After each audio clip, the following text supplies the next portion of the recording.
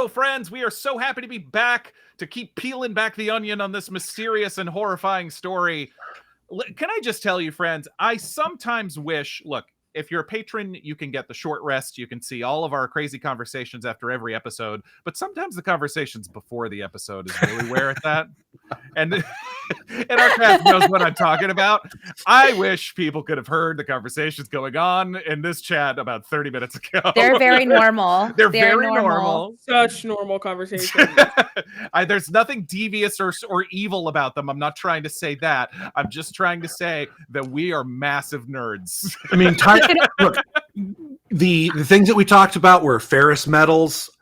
We talked about cesium, quantum theory, Diogenes, and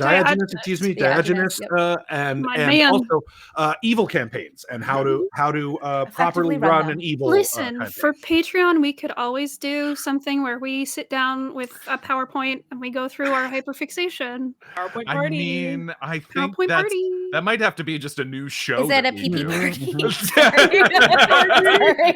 A PP party. We're off to a running start. All I'm saying is, however big of nerds you think we are, we're bigger. Yeah. That's true. I am. That is true. I spent a significant amount of time today studying cesium for no reason. I'm really excited to see how this plays out. I don't even have to. I mean, and I'm supposed to try to keep these people on track. Anyway, last it's time, like to wrangle 4 people with ADHD. Woo, I love this. I love this. I love them so much. Last time we met, all kinds of developments and intriguing NPCs were introduced. Some we wanted to kill, others less so. That we cannot wait to get to. But first, business time. Ron, hit me. I don't want to hit you. Metaphorically. Metaphorically speaking. All right. We're live. We're sponsored by Die Hard Dice, the place to go for gorgeous dice and accessories. They also pride themselves on amazing customer service. Any dice you need, any questions you have, they're there to help. A beautiful reminder that for every purchase made on their website, Die Hard makes a donation to Magic Kids, an amazing charity that supports the intellectual health of young adults through the use of ttrpgs and Magic the Gathering. Check out all the amazing dice and accessories they have in store at dieharddice.com. And don't forget to use our coupon code DungeonRun, all one word, capital D, capital R, at checkout for a discount on us. We're also sponsored by Eldritch Foundry. Beautiful detailed minis now available pre-painted. And for you amazing 3D printer nerds out there like me, they have Eldritch Unlimited, a monthly subscription service where you can create and download unlimited STL, where you becoming unlimited, and print out as much as you want. So many amazing options and designs available. And be sure to use our discount code, The Dungeon Run, all one word, capital TDR, at checkout. Our show is made possible by Patreon. You can go to patreon.com/The Dungeon Run for all the incredible bonus content for just $5 a month. Count it, $1, 2, 3, 4, $5. You get access to our cool behind-the-scenes content and our after-show short rest, which sometimes is not that short. Exclusive only to you patrons. Last week's was 30 minutes plus, I think. Yeah, it was pretty close. But it was good. It was all very good content. It was great. We keep it as short as we possibly can to make sure it's good. Exclusive VODs for our recent dungeon cooldowns with free interactivity and a spot in our exclusive D&D campaign run by Morgan Peter Brown. There's so many rewards at all the different levels. Check it out at patreon.com/The Dungeon Run. Morgan, back to you. I have to say, we do have a game this Sunday with an amazing table that I'm so excited to get back to, with people like Gamershare and Angel Devilson. I Think I'm Nuts is going to be there. City Racing Girl and Unbearably Loquacious. That's our table. It's going to be so much fun. I can't wait to see them.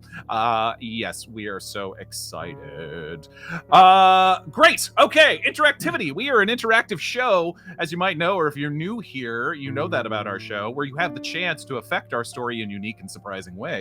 Use our custom Twitch extension or the link you can find in the About section of our Twitch page, or you can just go to streamelements.com/thedungeonrun/tip. There's 2 ways to help or challenge our players. You can choose to give bonus or penalty dice for any player or the keeper, moi. Just like advantage and disadvantage, it's basically a way for allowing someone to roll twice and take the higher or the lower. You can choose it to make it harder or easier for them. Or you can gift any player the power of luck. We are giving you the option of adding 10 luck points to any player's stash that they can use to turn a failure into a success. But just a reminder, luck points cannot be used on sanity rolls. Where is everybody's luck right now, just out of curiosity? Ooh, let's see. Surprise question. Sorry, I should have warned you. I am at 47 under 70. Okay. 48. 48. Yeah, I think I'm 55 under 60. Nobody's 65. 60. Okay, all right. Nobody's hurting. Nobody's hurting. We'll see.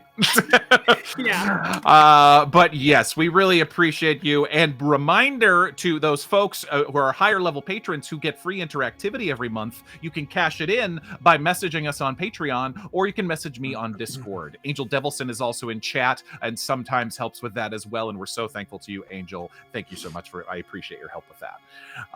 Let's see. Oh, there was one more thing. Ron, I forgot to talk to you about this, but I feel like we should tell them about if you go to Geeky Teas in oh yeah, I thought you were like, you're dead. No. Oh, Ron. Oh, You've Diarmuid. died. What are you doing here, buddy? I told you. Sorry. You're Wasting you. No. Well, yes. So there's if you been amazing developments here in Los Angeles. If you head over to Geeky Teas, Yes, you can find Lord Ereban the Terrible. That's correct. In person. Our amazing keeper of secrets, Lord Ereban, or his likeness. I'm not sure. It's kind of like Santa Claus, where it's a little bit, is it the real Lord Ereban, or is it's more just a beautiful statue of Lord Ereban? Geeky Teas is an amazing gaming store in Burbank on Riverside. And right now, our amazing Lord Ereban, or a beautiful likeness of him, is there. So you friends in SoCal, if you want to see the Keeper of Secrets, head to Geeky Teas and he's there. So post those photos on our Discord.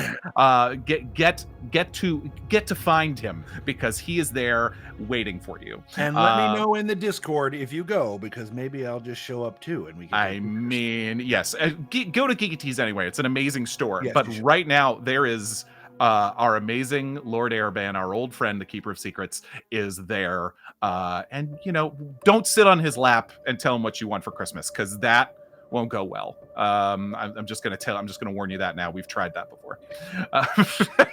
But that was, sorry, throwing that in at the end of this intro, but that was just a new development this week, and we were like, oh well, we got to tell the people about it. Amazing. And with that, I think that's all our top of show business, right? Okay. Yeah. All right. Kill the characters. Yes. Drive them all mad. Perfect. Yeah. Okay. Got it. Yes. Anyway, I love you all. Okay. With that, Alex, take us into the Forbidden.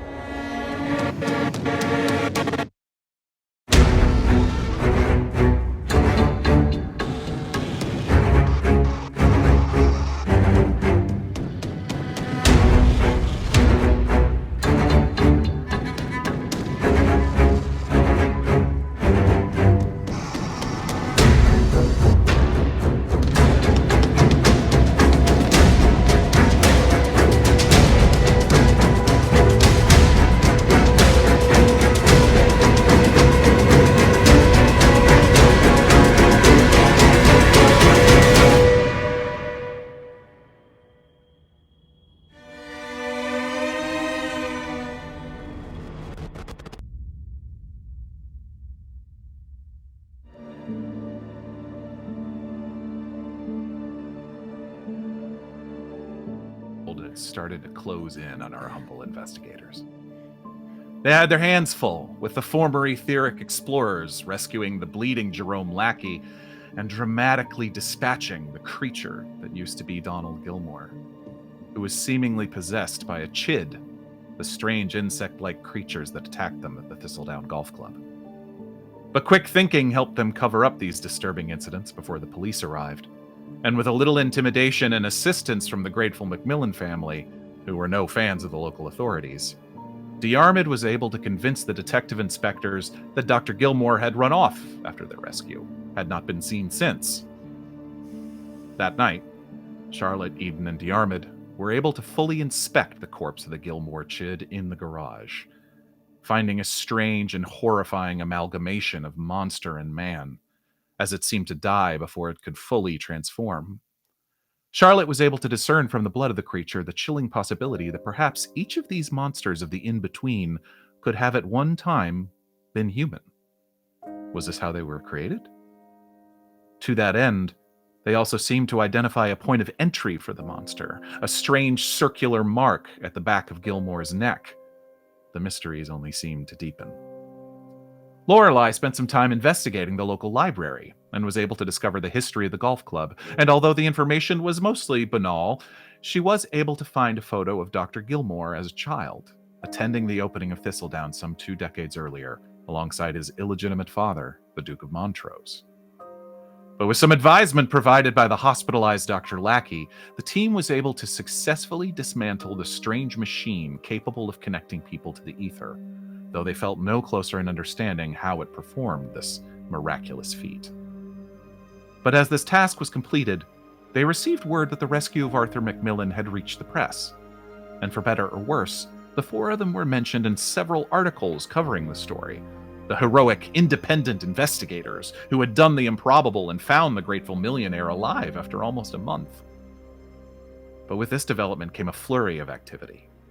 Diarmuid received word from his superiors at the detective agency SDI that he should come to London to rendezvous with Chief Agent Barker.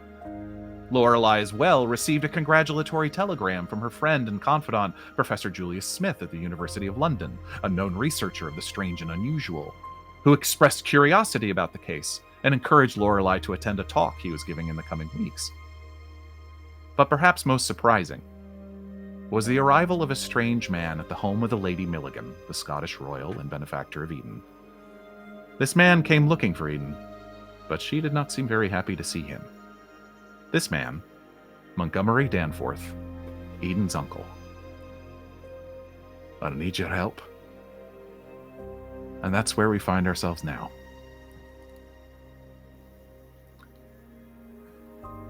He stands in this beautiful foyer of the Lady Milligan's seasonal home just outside Dundee. His hat in hand, quite literally. And as I described Lorelei, Diarmuid, and Charlotte, you came upon this scene shortly after it seemed to start, and you were immediately able to tell that Eden seemed to be shrinking a little bit. She was not standing directly next to this man, as he still stood in the doorway, and she had just come down the stairs. But you didn't need to be a psychic to be able to tell that something in the air was off between these two. Morgan. Yes, sir. Does he appear to be hiding any concealed weapons? Roll me a spot hidden. Will do. Ha ha ha! Love being surprised with questions I didn't expect off the bat.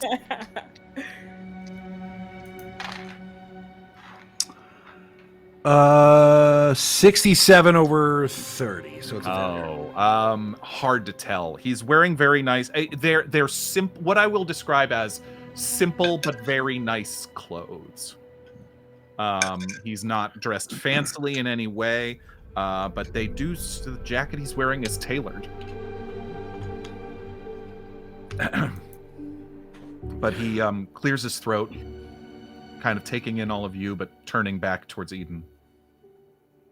I'm sorry to bother. I'm pretty sure this isn't a welcome surprise, seeing how I haven't heard from you in years. But that's all right. I don't take it too personally. How did you find me? Well, I've been looking.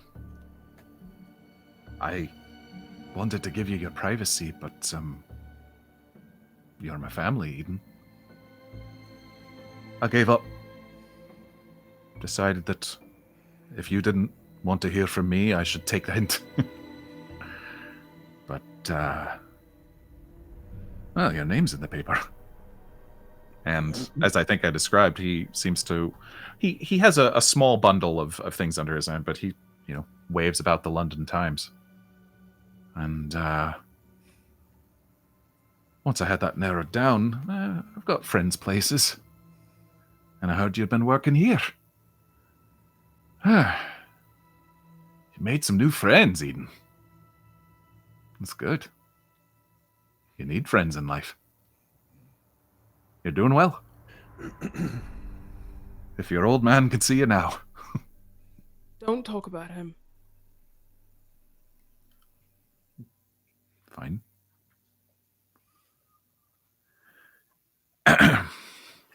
Well, I guess I'll start then. Hello, my name's Diarmuid.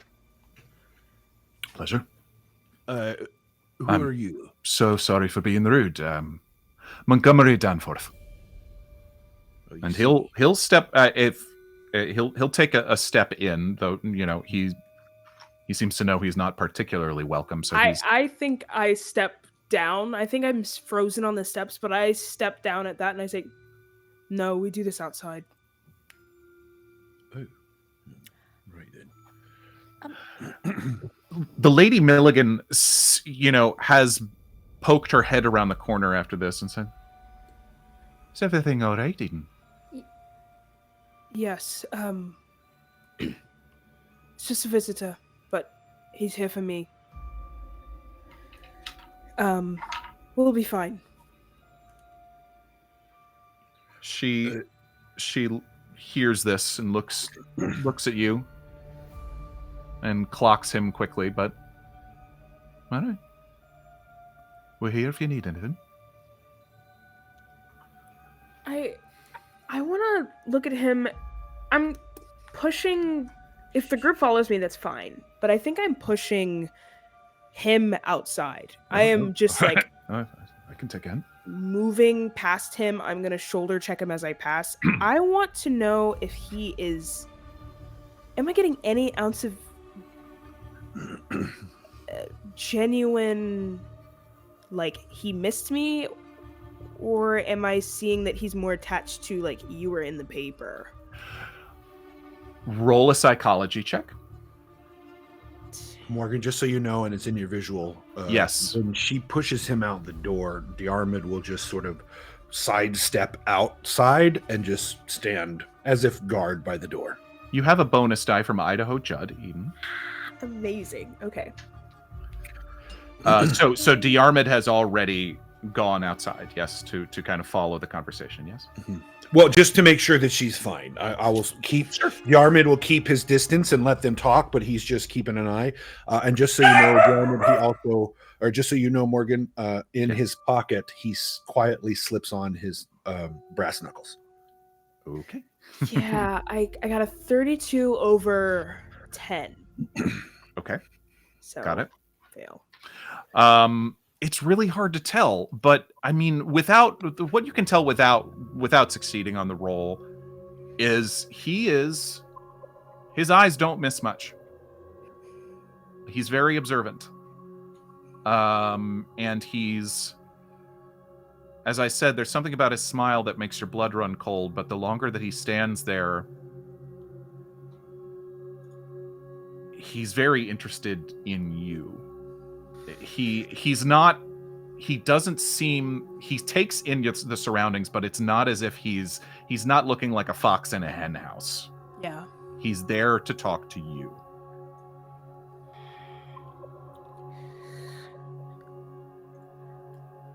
What do you want?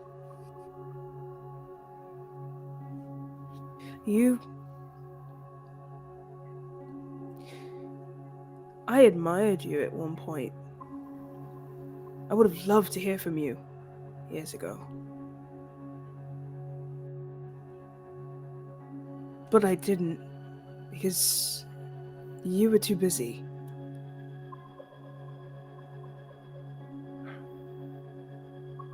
Eden never wished you ill. He'll step outside. He won't fight. He won't fight you. And to be clear, are Lorelei and Charlotte following as well? Yes, but Charlotte is stiff like somebody who has had the experience of dealing with abusive family members to patients. Like when you're a doctor, sometimes little kids will tell you things. Mm-hmm. And to be there, present, waiting, letting you take the lead, but with the authority to step in should you need help. Yeah, there's this like side of Eden. I think that as hulking as she is, she's huge. She's almost as big as he is. It's very standing this close to the two of them. For the rest of you, it's very clear that they are blood related. Yeah, and I think that you almost see that child that is like on edge. It's nervous. Yeah, and I think that you see a fidget, like a sort of like clenching and unclenching of the fist that Eden doesn't realize she's doing. And I think that she will, she's just staring daggers into him. She's trying to figure out memorize how he looks again, and also get rid of him at the same moment, and trying to see every minutia of his expression. So Charlotte stands close but not touching you, and you have like she is like kind of exuding a I don't want to say maternal because we're around the same age, but it is like a very like a safe adult energy. Yeah. There was a time I thought we could be closer, like real family. But after what happened with your dad, it was clear you wanted to get away. I let you go. Maybe I shouldn't have. But the point remains, I can see you've got people who are close to you now. You got friends. Yes. I hope they're the kind of friends that if something bad happened to them, you'd go to great pains to figure out the who, the what, and the why. I would. Good. And what about you? Where did you go? Did you find anyone that would do the same for you? I thought I had. You know what I do. I mean, there's no sense hiding.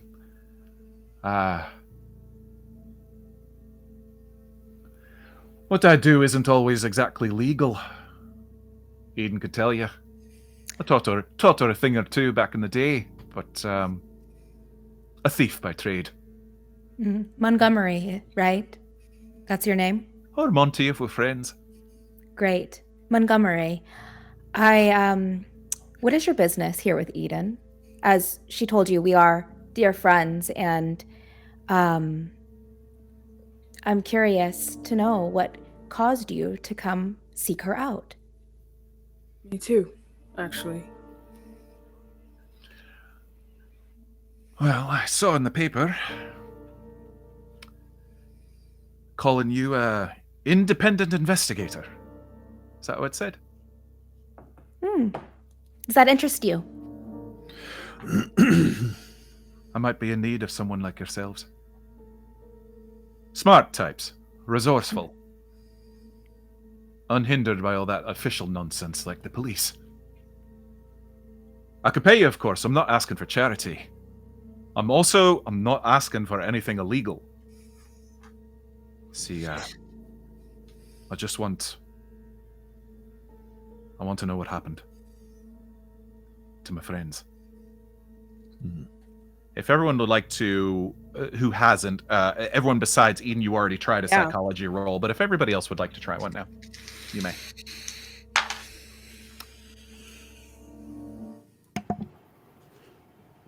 $35/10. Ooh. Yeah. Hey, same. 15 under 50. Nice. Yeah. That's a hard success. That's a hard success. Yes. Yeah. 46/10. Got it. Charlotte, you asked very directly this question, and there's obviously stuff he's not saying, but he's not actively hiding anything in this moment. And you can tell that he seems a man that knows this is strange circumstances, but he's here asking.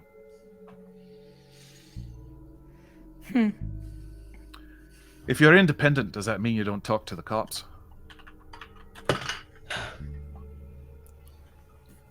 Yes. Yeah.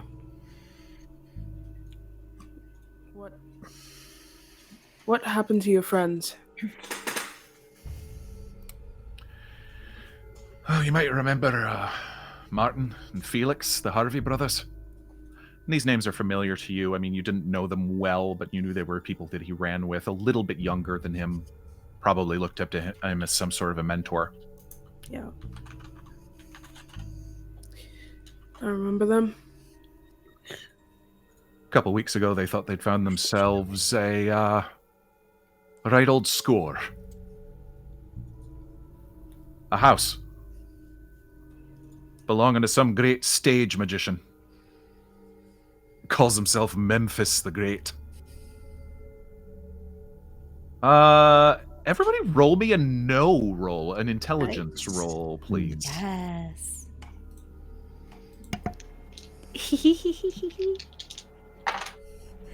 Mine's a 22 under 80. Nice. Nice. Ooh, 55 under 75. Nice. Sorry. Go ahead. 16 under 90. Wow. Wow. Boy, y'all are so smart. Oh, That's a critical success. Yeah. I got a 40 under 80. So hard success. Okay. So you all, yes, that was all successes. This for some of you who just a regular success, this name does ring a bell. Imagine, if you will, the David Copperfield of his time. A traveling magician through Europe and the United States. Known for great illusions, things of that nature.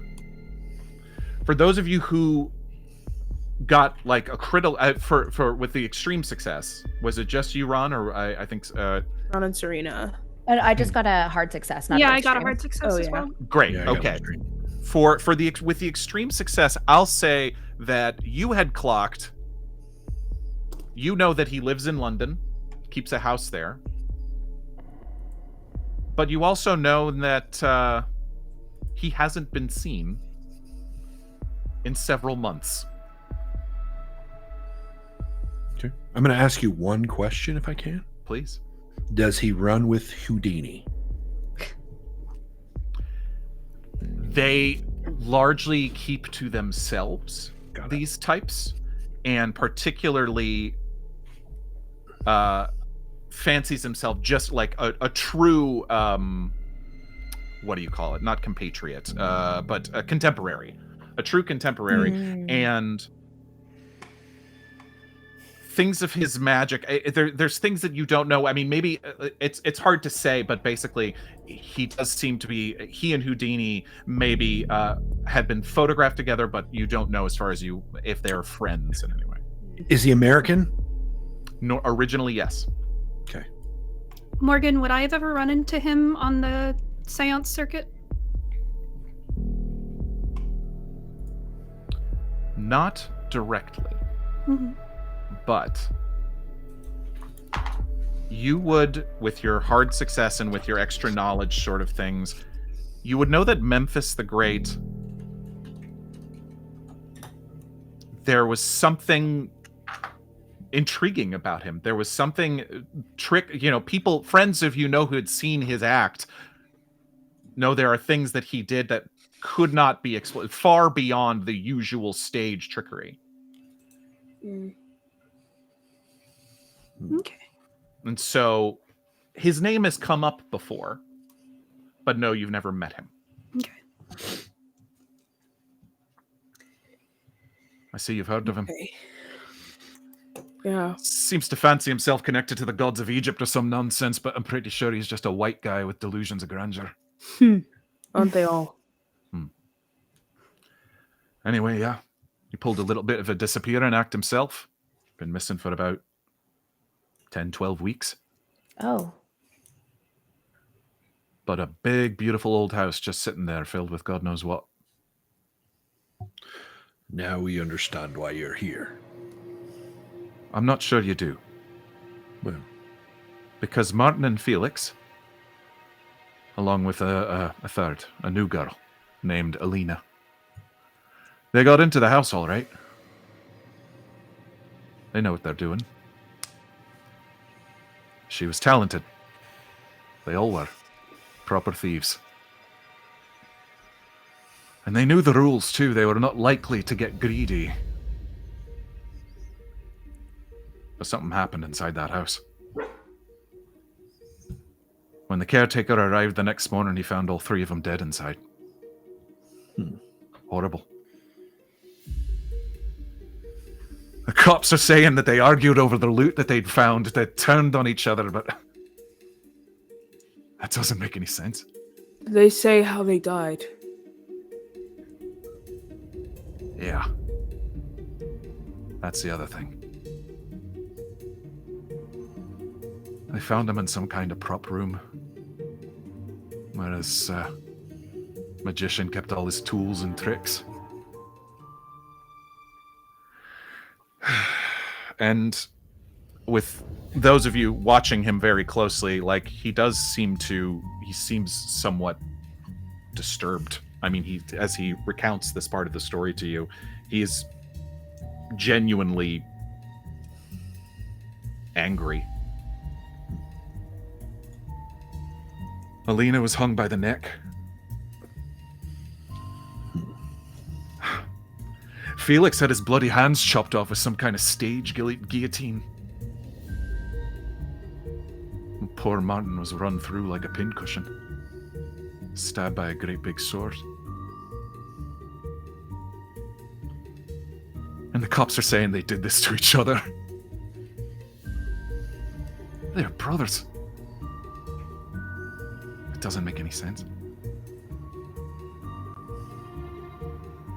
I don't trust the cops, obviously, but I want to know what happened. Why? So you can send some more people in there to get them killed? Because you actually suddenly care about someone?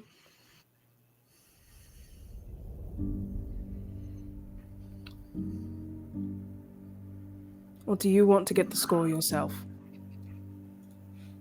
I do have a heart, Eden. I could have been. No. I could have been family to you. Your dad didn't tell you all the things. that's number 2. You bring it up again, I'm gonna deck you. She told you not to bring up her father.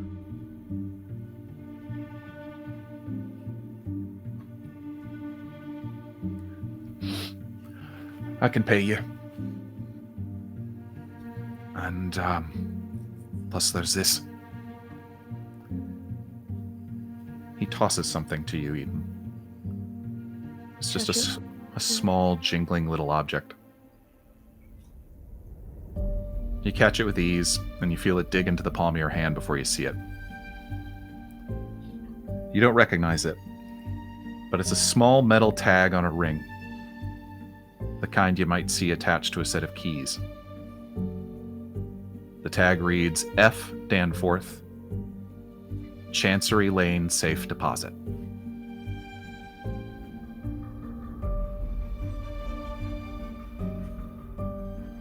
Two brothers, one of whom will go unnamed, and he sort of gives you the side-eye, Diarmuid, had their differences. Certainly had a fight or two. But brothers will sometimes entrust things to each other.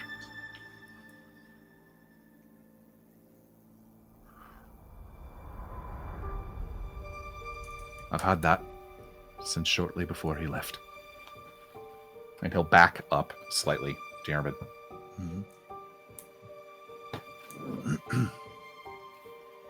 So it's conditional.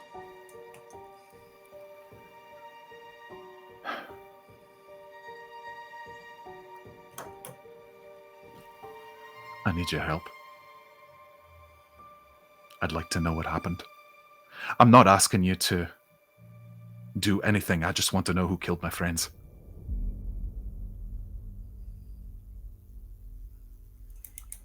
And I was hoping I could trust you. That's all. I just want names. If it's this Memphis fella, that's all you need to tell me. And I'll do the rest.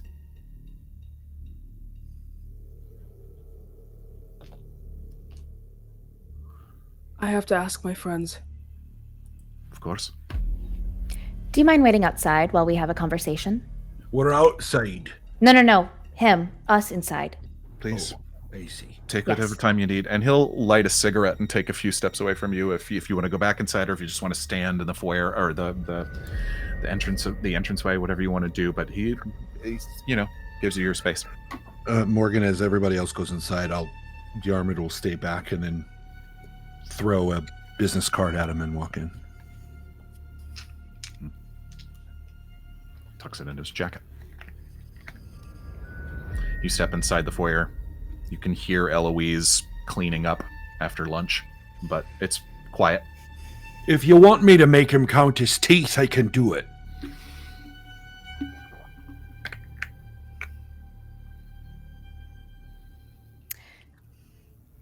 Eden. Yeah.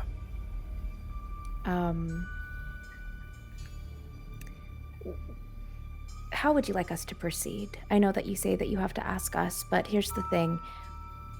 I'm going to speak for everyone for like a second. We care about you. We want your safety, and we want to do things that are comfortable for you. If helping him is comfortable for you, then we'll help him. If telling him to go kick rocks is comfortable for you, we will also tell him to do that. It does sound like his friends met a very gruesome end, but I think that you get to decide if that's our business. Don't suffer fools, even if they're family. Eden, you twirl this without even realizing it, this little tag in your hand. And it's brought a bunch of memories coming back. And there's a date on the little tag that you don't even notice at first. And the date is only a few weeks before your father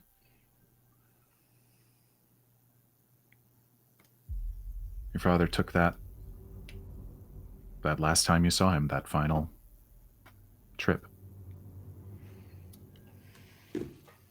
I think all of your words are buoying on the sound of waves.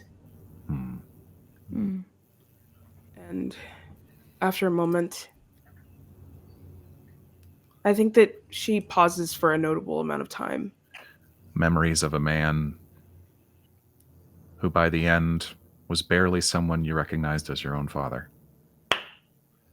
Asking him what you could do. What was wrong?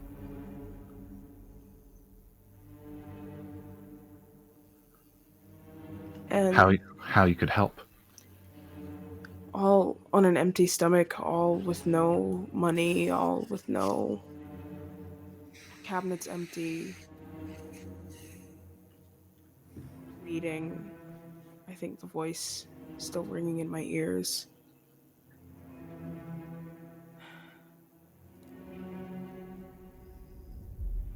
I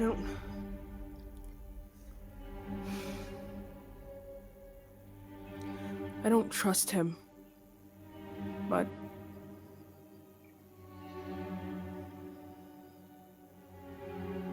a few times he tried to save me.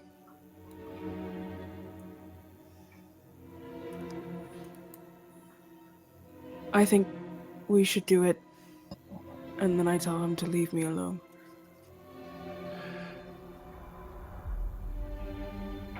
We are with you. Yes. I will need to stop by the office in London before I can agree to go with you.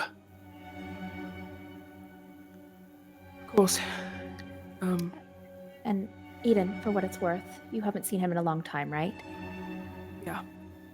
Well, for better or for worse, he could be different. So, I think be ready for good, be ready for bad. But we're here with you.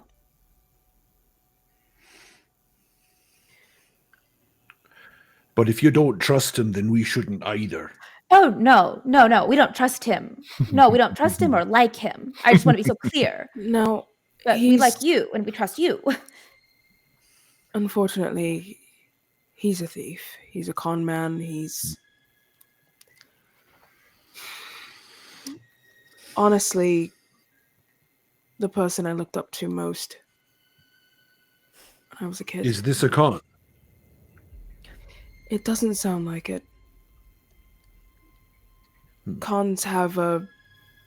well, he taught me this, but most cons have like a sweet spot, if that makes sense, that you try to sell that acts like a mask. It covers up the glaring holes in the story, the things they want you to miss, so they can sneak their hands in your pocket. And this one...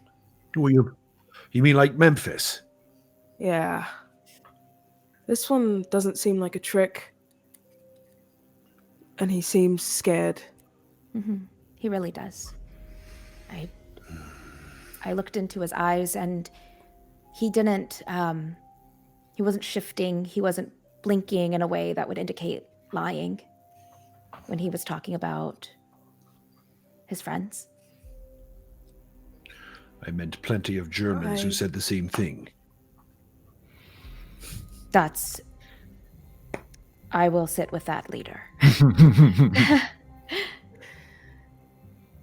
I wish I could read him. But at least in this way, it's more of a practice thing. I just know the lies he tells. And this one isn't one of them. So then we help, and then if it gets weird or terrible or bad, then he's on his own. Yeah, I like this idea. That's what I was going to say. I was going to say, hey, we'll look into it, but if it's crazy or something weird, then you're on your own. Yeah. I will say that I don't know what this is. And I look down at the tiny tag. But I also would like... I don't know if I'm ready to tell... I would just like to have this. I would like to know what's here. For personal reasons. So I would like to not abandon immediately, but... You want to do this for you, not for him. yes. Then I mean 100%. Yes, I want to do this for you. I think that after that, I feel like the waves tuned out for a moment, but I think that they're back full force, and she just kind of goes silent. Make me a sanity roll. Absolutely. Okay. If Can we- Lorelei, oh sorry. Oh yeah. Oh, go ahead. please. Oh, if Lorelei can tell that you're kind of starting to disassociate, Yeah, that's what I was. she gonna knows that very well, and she would like probably go over and hold your hand gently. I'll give you a bonus die because your friends are there with you. Comfort. Yeah. Yay! Bonus die. Okay. So I did get a 48 under Nice. 65. Yeah. You succeed. Ugh. Standing there, feeling Lorelei touch your shoulder, feeling Charlotte and Diarmuid there close to you. The sounds of the waves and a voice underneath them. A familiar but also strange voice that you'll never forget. Slowly drifts away. Diarmuid also hands you a piece of gum. Yes. Good. Yeah. Yeah. Gum is good for anxiety. Yeah. She'll take it. It covers 2. Taste and touch. She'll take it and nod to her friends, nod to Lorelei, and step out. I think she'll open the door again. And as you go, Diarmuid says, "Don't chew that too long. It gets real rubbery." Okay. Gum in the Remember 1920s. fruit stripe gum? Yeah. I sometimes you just gotta buy a pack and And chew through it in a night. Literally I like love spit it that out. taste. It's Two such a short bites. taste. I love two it though. bites and it's gone. It's a very It's so specific good. It's flavor so that I itch for every Yeah. once in a while. Absolutely. Yeah. Absolutely. But you have to Kids, take all of it at the same time, otherwise it's going to be gone in a second. anyone younger than 30 has no idea what we're talking about. Oh. For the best. For the best. What I love about the original chewing I'm gum gonna is nod because it away. was basically just tree rubber. Once you chewed it long enough, you could actually use it to like stick stuff together for a long period of time. Just ask MacGyver. God. Yeah, I mean my that's where God. that came from. Like people would take it and use it to like cover holes in tires and stuff because it was that Right. like sticky if you chewed it long enough. I would love to see a timeline of the things that we talk about on this show and how boy. much Yeah. is like we're in the show and then suddenly let me talk about this thing I have a hyperfixation. Called tangents. It's just like a timeline episode tangents. I love it. ADHD. Yeah, I think I will chew it. I will put my hands in my jacket pockets and step outside. Yeah. We'll do it. He turns and you're standing in this doorway flanked by your friends in this very impressive doorway of this very impressive house that you sort of call home nowadays. And you can't help but recognize the visual as your past life is looking at you. And you're flanked by your present life. And he looks up. Diarmuid says the fee's $500. Fine. Unless could do you're that. gonna go higher. No, Per 500 person. per person. Yes. You wanted the best and most intelligent. Lorelei's gonna reach out and put a hand on Charlotte's shoulder. Yeah, like Charlotte is like. Let them have their moment. I mean, what? Sorry. It's the fee for independent. I'm not sure I'll be able to provide all of that in cash, but I'm confident that either it be part cash, part items, things of that nature. I can handle that. Does that sound like a deal? I'll say to my group. If you can get me some whimsical, strange seance accessory, sure. I know some Magical people. in nature. I mean, if you believe in magic, then you should have a grand old time with this one. Sometimes. There's a pub. That's safe territory. Once you arrive in London, you can find me there most times, most nights. It's in Whitechapel in the East End, called The Clamp. When you get into town, look me up. Okay. Thank you. I will see you then. See you then. Pleasure meeting all of you. Give Have a nice day. my regards to the lady of the house, I guess. And he'll turn and start walking. And it's a little bit of a strange visual because you're like, I mean, he seems perfectly fine to just walk for a little while. But you guys know that you're, a good distance outside of town. But he strikes you as a man. I'm not trying to say he's like a fey creature. That's not what I'm leaning with. He just strikes you as a man who always has a plan. Yeah. And he leaves. I think Eden lets out a breath, a big breath. Just shoulders immediately sag. Okay. Yeah, Charlotte immediately goes to Eden and just puts like a hand on their back as their shoulders drop forward. Okay. Well, I guess we are going to London. And now I have a suitcase, which makes it even easier. Yes, you're packing. We can help you pack. Yeah. We're very good at packing. I used to, well, honestly, I haven't traveled a ton, but I'm great at packing, organizing. Okay. Eden, Yes. sorry, I interrupted you. No, I was going to say I don't have that much, so it should be easy to put in the bag. It just occurred to me, the lady is rather high up. Yes. Is that? I'm in need of a problem? specific tool. Oh, no. Though I do realize now that,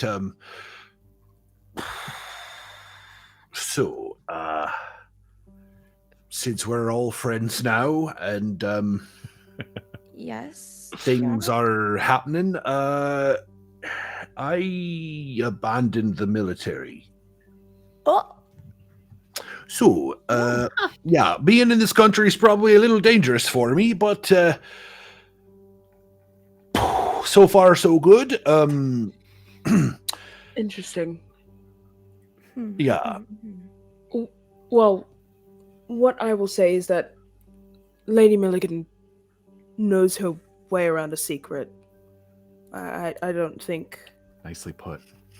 Yes. Yes, I don't think it will be an issue. And if she didn't say anything to you up until now, I don't think she would have any. Well, I'm sure she doesn't know yet. Right. I don't think there's any reason for her to.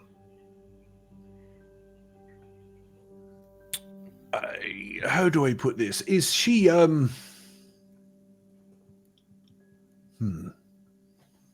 So you've got royals who follow the letter of the law always because they have to. Mm-hmm. And then there are those royals who realize that the nation sometimes need things done that not that the royals shouldn't know, but that they don't know because, we all understand what I'm saying. yes. Yes. No. So No. Okay. Are you trying to Lorelei, say that you're on when some you run wanted list? No. What I'm saying is sometimes you've got leadership underneath the highest levels of leadership who have a little bit more leeway because they've got to do things that the leadership needs plausible deniability for. okay, I have a feeling that she is not going to be tattletaling on you. Oh no, that's not what I'm not worried about myself. I will stand in front. I'll let them know why I left. I'm not worried about it. It's more about You said you I needed need a something. thing that's really hard to get. So what is it that you need? I guess. I mean, we're all being very like strange and shadowy right now. If- What do you need? Well, it's just Yeah. because If I it's a don't know bomb, the we can lady. make one. We can No, make a very good I one. can make one. I can. I No, don't you- need you- that. I can make yes. one. We did it Oh, earlier. okay. I know. I need a Tommy gun. I'm oh. I can just imagine Eloise is like a pan clash. Eloise definitely heard. Ooh, that's exciting. Is everything all right out there? Yes. Oh, All right. Did you want tea? Oh yes. All right. I yeah. will take one, please. Thank you. Make some cucumber sandwiches as well. Oh, Everyone come else in can be hanging personalized. around. we're eating Milk really and good 2 on this sugars trip, for me, honestly. please. Thank you. Yes, of course. If they come in purse sizes, I would like one. No, they don't come in Oh. purse sizes.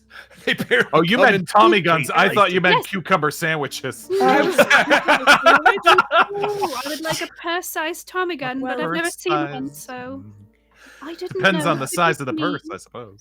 I can ask Lady Milligan if she could see, but that it takes a long time to. I just need a reliable gunsmith. That's all it is.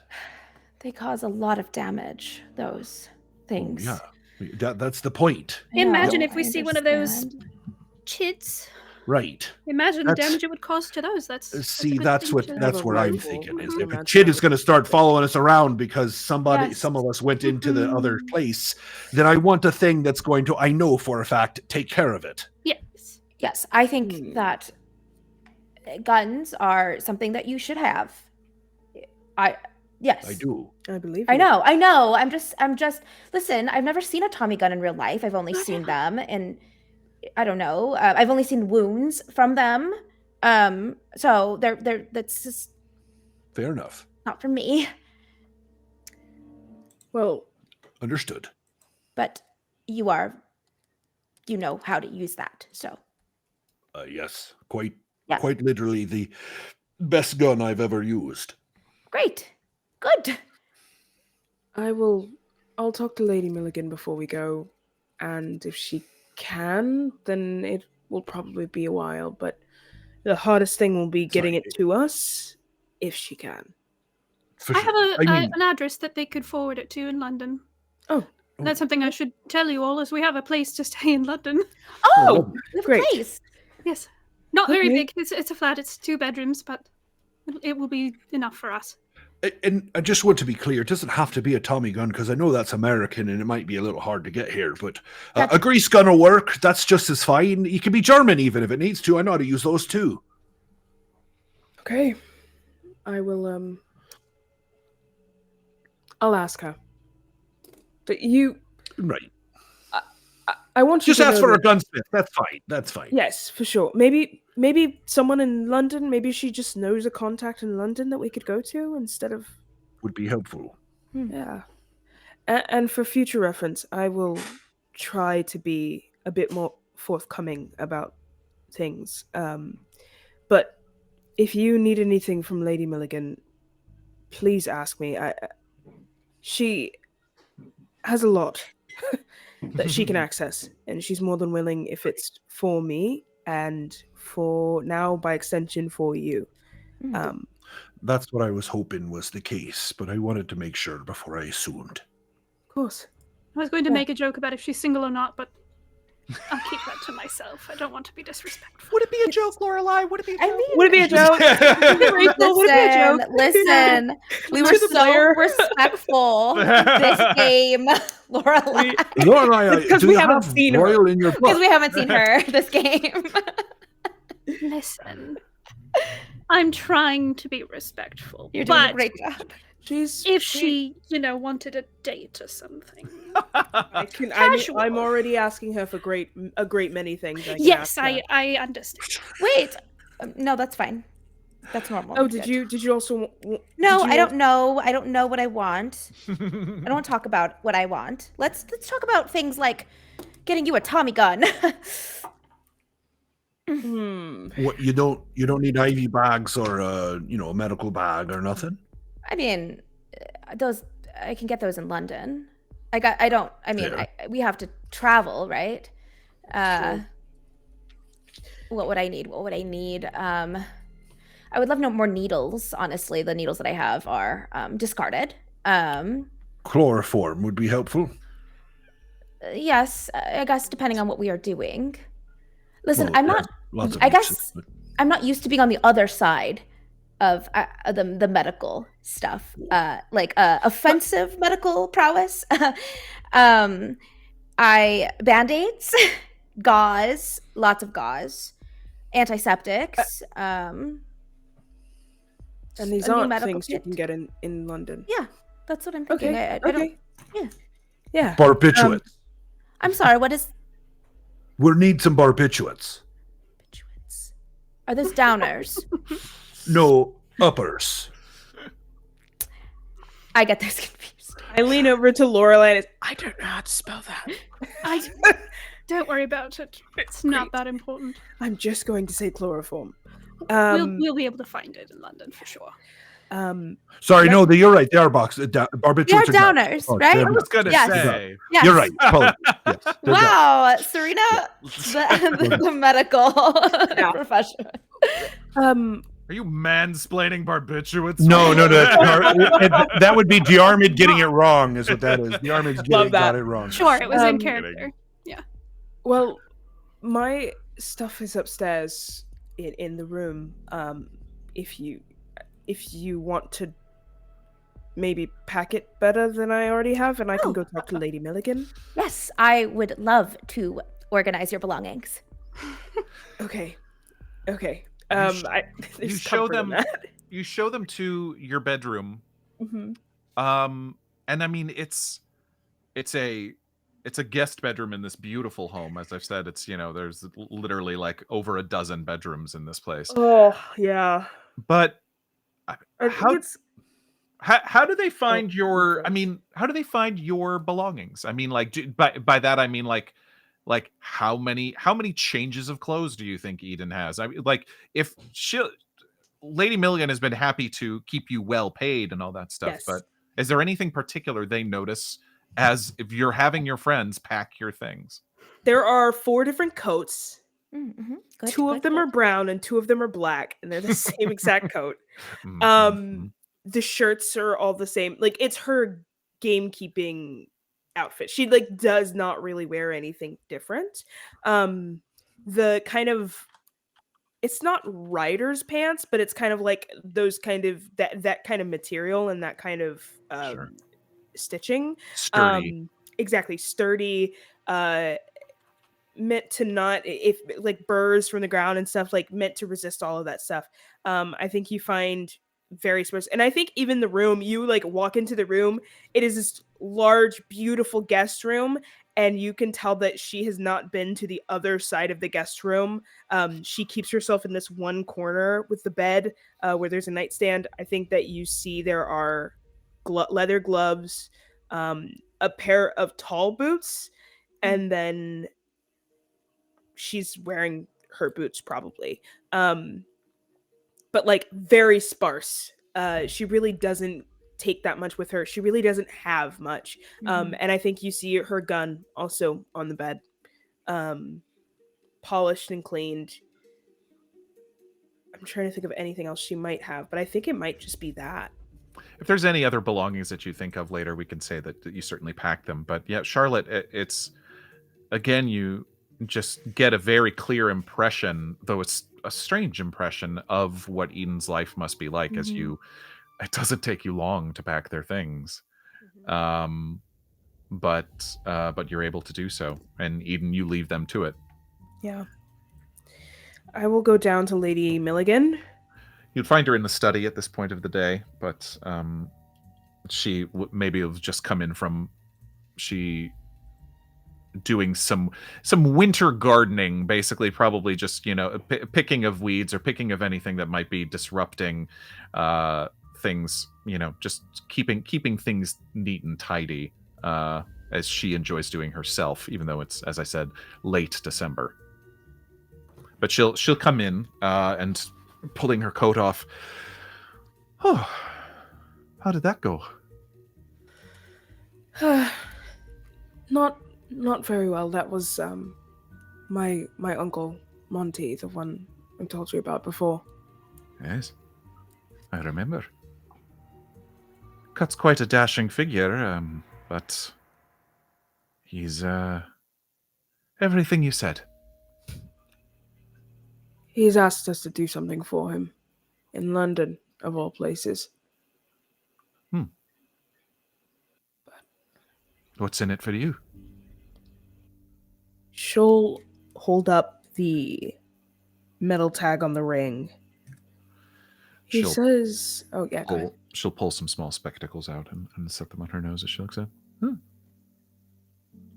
Eh, I guess something she has, or something he has that belonged to my father, or maybe I, I, I don't know. Chancery Lane is known for its safe deposit boxes. Things could be kept there for years. F. Danforth, that's your father, right? Yes. Well, that is intriguing. If that's worth it to you. I know there's so many questions unanswered for you.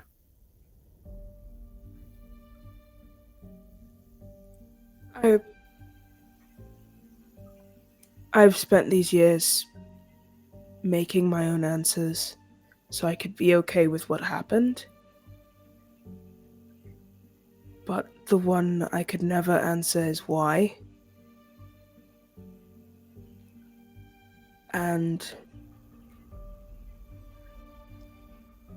unfortunately, I can't do anything, but it's eating at me. If I can figure out some part of this why, maybe it will make sense.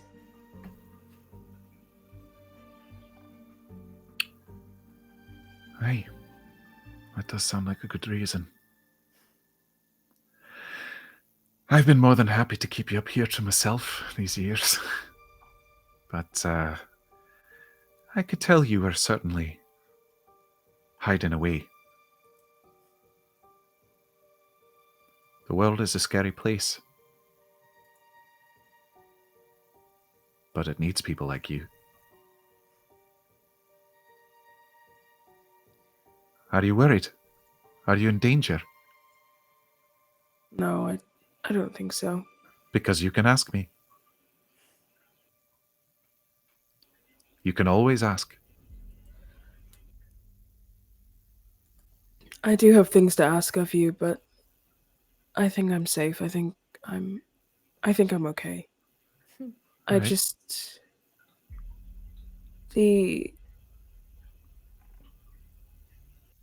even just you say the world is a scary place, and I keep thinking that he was supposed to teach me that. So now I have to learn on my own. You're not alone.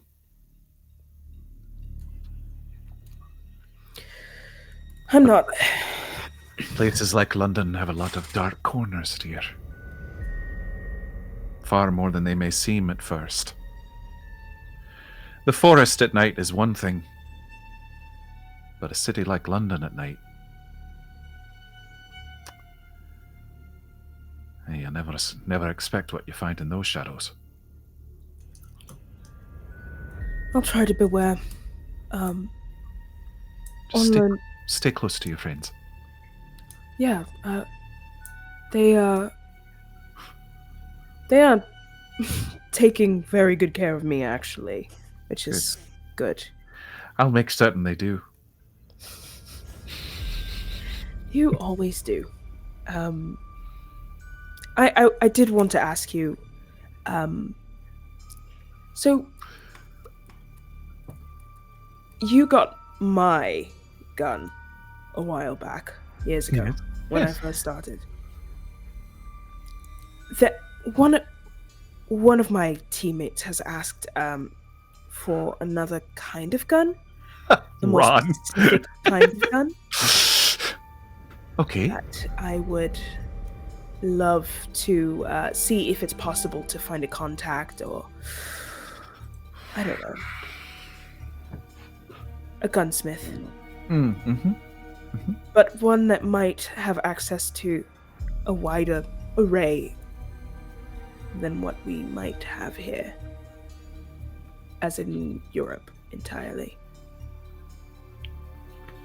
There's a man named Deacon Chambers in Camden Town in London. Does some business for me. Knows his way around firearms. Perfectly legitimate businessman. But if you tell him I sent you, he'll do his best. Okay. Sounds good. Are you going to be leaving then?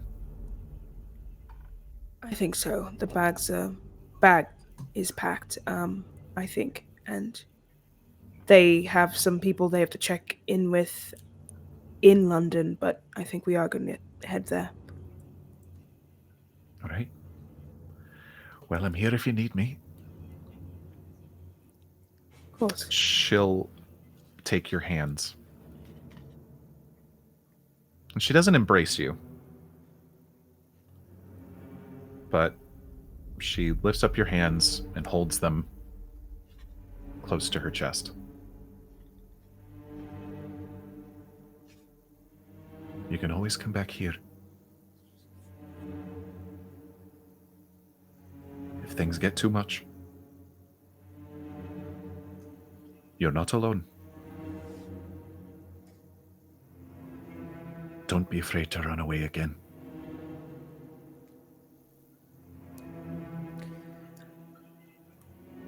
Okay. Okay.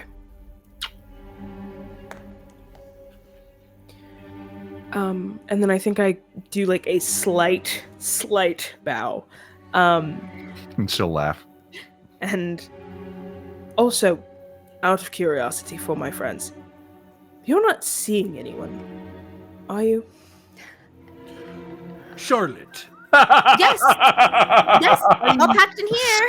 I wanted to know, hey, you made a comment about...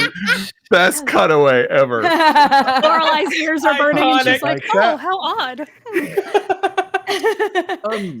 Charlotte, you Yes. seem afraid of guns, is that right? Well, not necessarily. I know somewhat how to fire one. What do you just- mean? Can you describe, what do you mean somewhat know how? Have you fired one before? Yes, a shotgun specifically. I see. Hunting specifically, only to, pheasant, fowl. That's the same thing. Sorry, I'm nervous. Yes, It's all right, it's fine.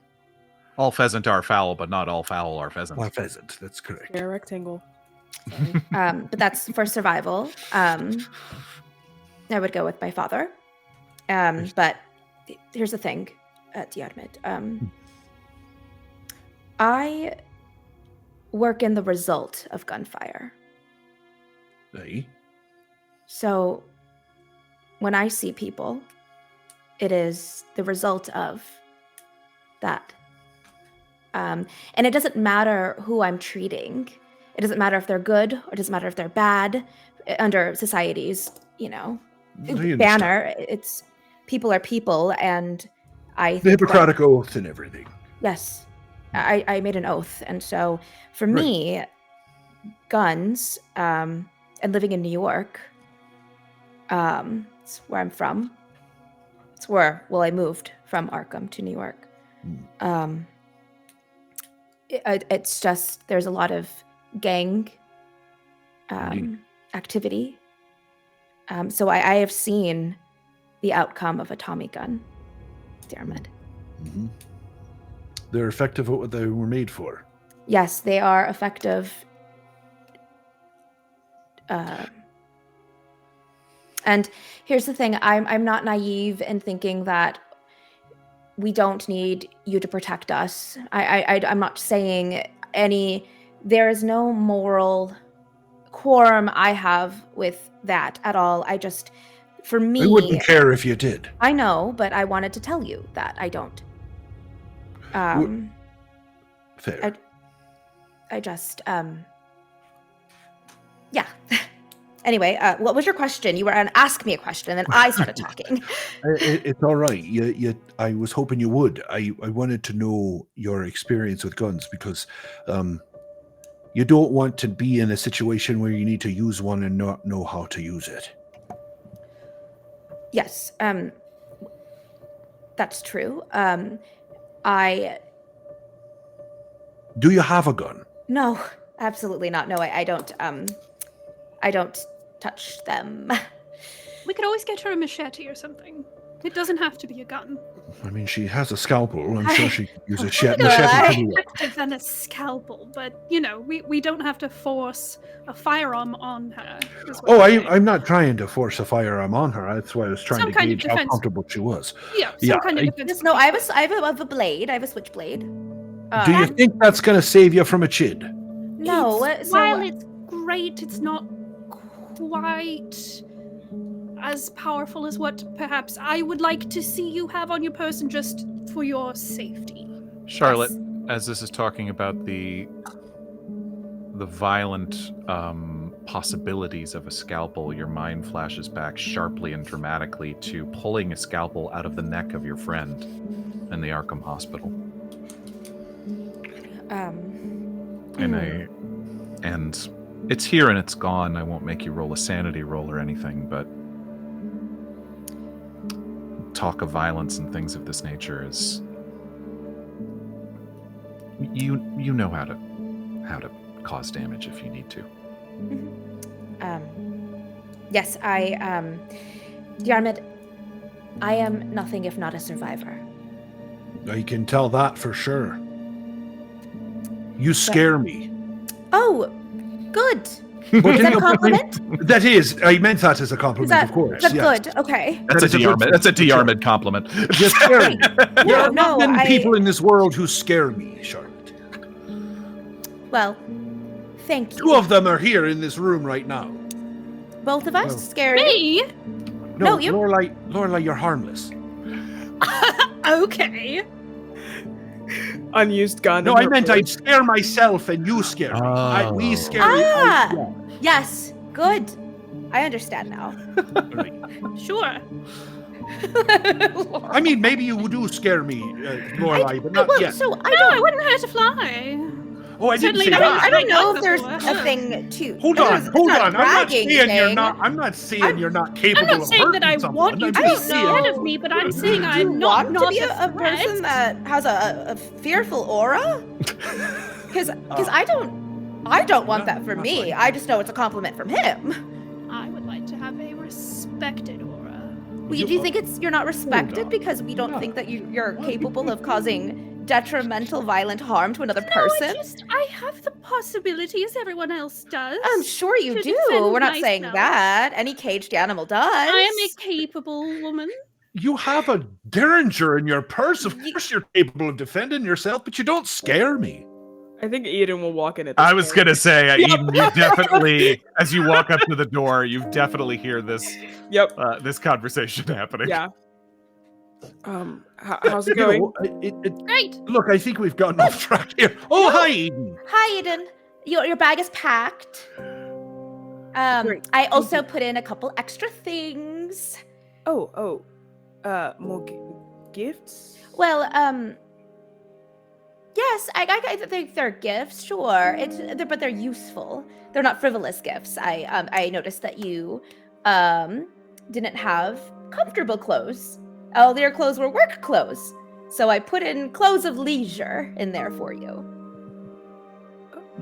Oh, okay. Yeah. Thank you. You're welcome.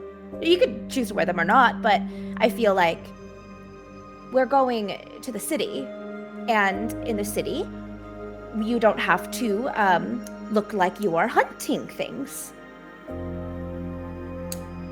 You could be comfortable. Right. Is that what? What people about a must- hand grenade? I'm sorry, excuse me? What about a hand grenade? Have I used a hand grenade? No. Would that be comfortable for you to keep yourself safe? If I you know what? Yes. Great. Yes. If we How- find a then hand we've- grenade, Perfect. or like a mine. Yeah, we'll go hand grenade. They're a little bit more likely. Do you want a pull pin or do you want like a German one where you Can I like you light the reach over? fuse and then flew? I kinda wanna- wanna. I want to reach over to the. I feel like I just stepped into the door. Reach over to the nightstand, grab the alarm clock, and I want to toss it to Charlotte.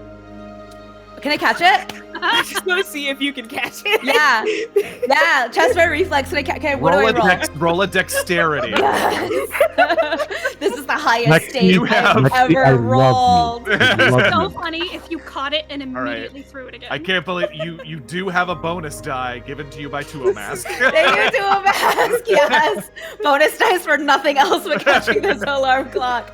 Look, this is to prove a point. Yes. It is a This is only good success, if you a can, like, regular catch it. success. Okay. It is 70 or 66 under 75. Whoa. Okay, so there's a slight bobble. Yeah, because I'm quite dexterous. You are. Yes. Yeah. You definitely and like Yeah. and as you look up and sort of like it almost drops and you're like, okay. Yeah, Oh got boy. I wanted to be sure you wouldn't, drop the grenade or. I don't know. No, I would. Well, let's hope nobody's throwing the Drop the grenade to grenade. her. Let's make sure that's not a thing. I hope I don't catch it. Yeah, I don't think Actually, I hope I you're do, gonna and then I can catch throw it that back. grenade. I assume that throwing it is similar to catch. I don't know. I think it No, just. they're I just different. thought that. Catching So- grenades is a talent that's So then Terrible I- sport. Thing. That makes me feel better. That That's makes me exactly feel what I'm better. If Charlotte. it bounces That off means the you'll be chin, able to you have to protect grab yourself it from and then Yes. toss it back, and it's a whole thing. I And don't know. here's also, as you In the know, mouth. Diarmuid, not to be a complete nerd about it. Sure. But sometimes the sharpest weapon we have is our brain, is our mind. Oh, for And I think that I've improvised is likely something that I'm very familiar with. sure. I understand, but your brain can't blow things up on its own. So Not that's all right. yet, but there are some Fair. studies that Fair. they're doing on people Oh. to see if they could do that. Not on me. That was a joke. Sorry, that was a joke. That was a joke. I was was didn't- joking. It's hard to tell. I know. Charlotte. I was sometimes. using a humor joke. You do like kerosene. That one time, I swear, you tried to burn down a house one time, and people don't let you live it down, Eden. No, I suppose it's because we were still in the house when you were trying to burn it down. Okay, That's the important part there. Yeah. You cannot tell me anything, people who have created a bomb. See, no hold one on was now. in the Hold on house. now. It was in the house, actually. No one It was. else was in the house. Correct. And we But, were doing it to protect drunk? the weird Were you doing it multi-dimensional drunk? machine. Yes, Fortunately, doesn't matter. Listen, no more moral games anymore, you guys. We're all even, all equal playing field. We're starting fresh. We're starting. I have Lorelei, got- I'm giving you the opportunity to start fresh. Everyone, we're starting fresh. Speaking of starting Because- fresh, Yes. We- Here's the starting fresh. We are out of that terrible golf house. We survived, I don't know, the stretching of Donald. Terrible situation. And now we are starting fresh because I can't live in the past anymore. Does that make sense? say that London presents new opportunities. Exactly. I'm excited to see what we run into. New page, new us. Yes, and the kind of group. I mean, will we be the same in a new place, or are these things? I don't know. I should hope that we stay as helpful to each other in a new place. Then I don't know.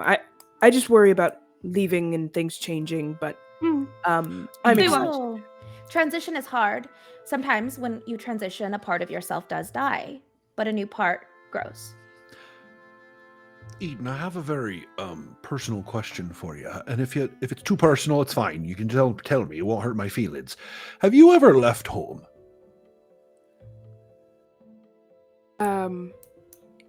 In what way? Like Since you've been here, have Okay. you left for any significant amount of time on your own? I don't think she has. I know that's why I'm asking her, though, just to make sure. Sorry. It's a college trip. I did.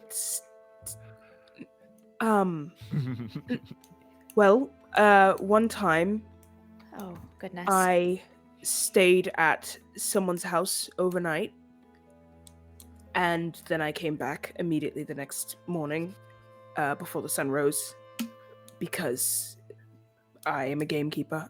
But No, I have not. Understood. Okay, that's what I thought. Sorry, that was long-winded. But yes. Oh no, I'm sure it's hard for you. Yeah, but I trust all of you, and I trust that London, even though it sounds scary, won't do anything worse to me than this town could have, you know? London is a lot, but it is very fun.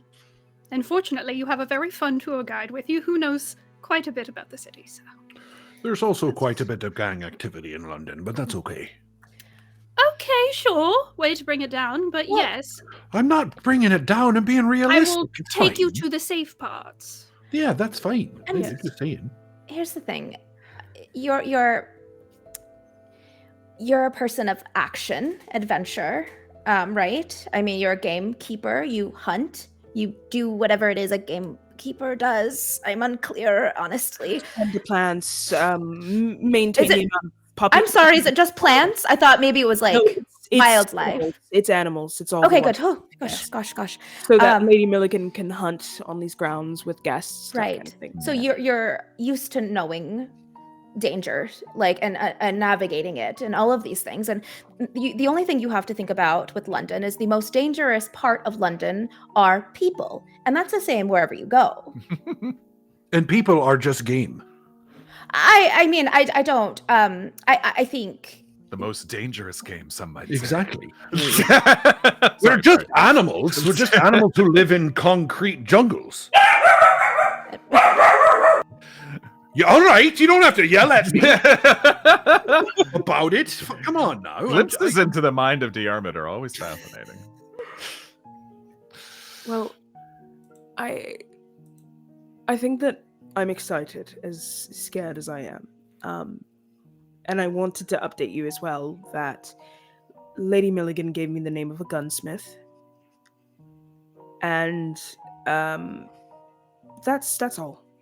That's it. What's his name? Or their name? I should assume not necessarily men dealing with guns. Deacon Chambers in Camden Town. He's a deacon? He's a church of guns? I think it's the first name. Well, that makes sense, actually. Before we Sorry, leave, I got confused there. That's Yes. It's a fair assumption. before we leave, please continue talking. I think I want to talk to Lady McGilligan. Milligan. Sorry, I hate it when people dyslexia get No, I last just did the names same wrong. thing. Don't call her Lady McGilligan. No, I Your read it character in doesn't. chat, and then my dyslexia happened. So All good. Charlotte said Oh, it correctly. Okay. Thank love you. that. Sorry. I will say, just even though we cut away from it beautifully, I will say the answer to the question, if you choose to share this with them, but Wait, you should text it to me. You should text it to me. yeah. Don't ruin the reason I cut away from it. okay, Come on. Okay.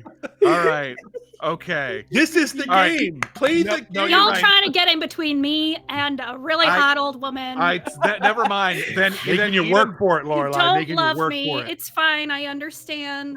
You don't want the best for me. It's okay. True love is Heartbreaker. worth working for. Can I talk to the lady of the house? Yes, you can. Absolutely. Wonderful. Whatever. Thank you.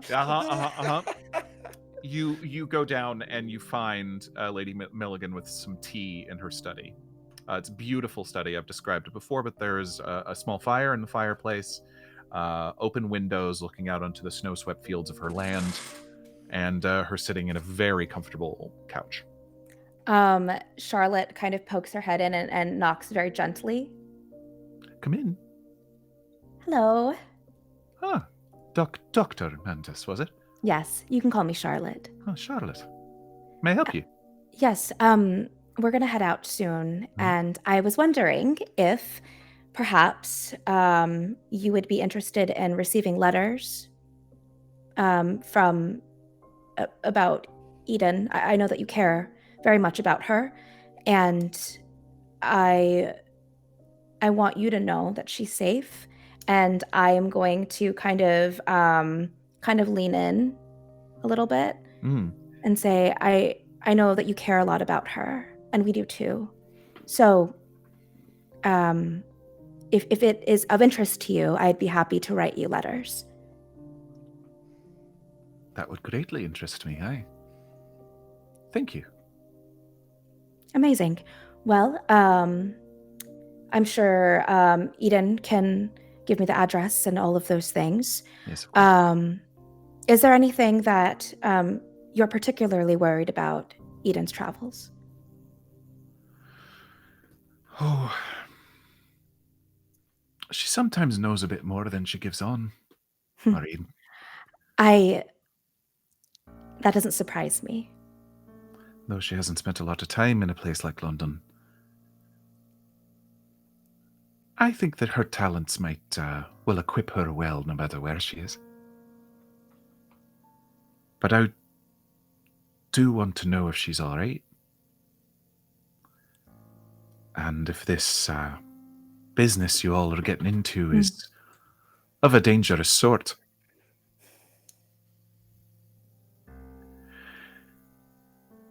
Don't be afraid of leaving sleeping dogs lie. I've told her that if she's in danger and if she's worried, there's no harm in coming back. Yeah. But so this is all to say. Yeah. I am very interested in the well-being of our Eden, and I appreciate you wanting to keep me updated. Thank you. I'd like that very much. Absolutely. I also have friends in London. Yeah? That if you find yourself in dire times, there are always favors I can call. I'm sure that'll be extremely helpful. And what have you? What are you going to do? Oh, I entertain myself a number of ways around here. Name one fun thing you do for yourself. I bet you do. Listen, let me flirt. One fun thing. Well, in the winters, I do enjoy a nice walk. And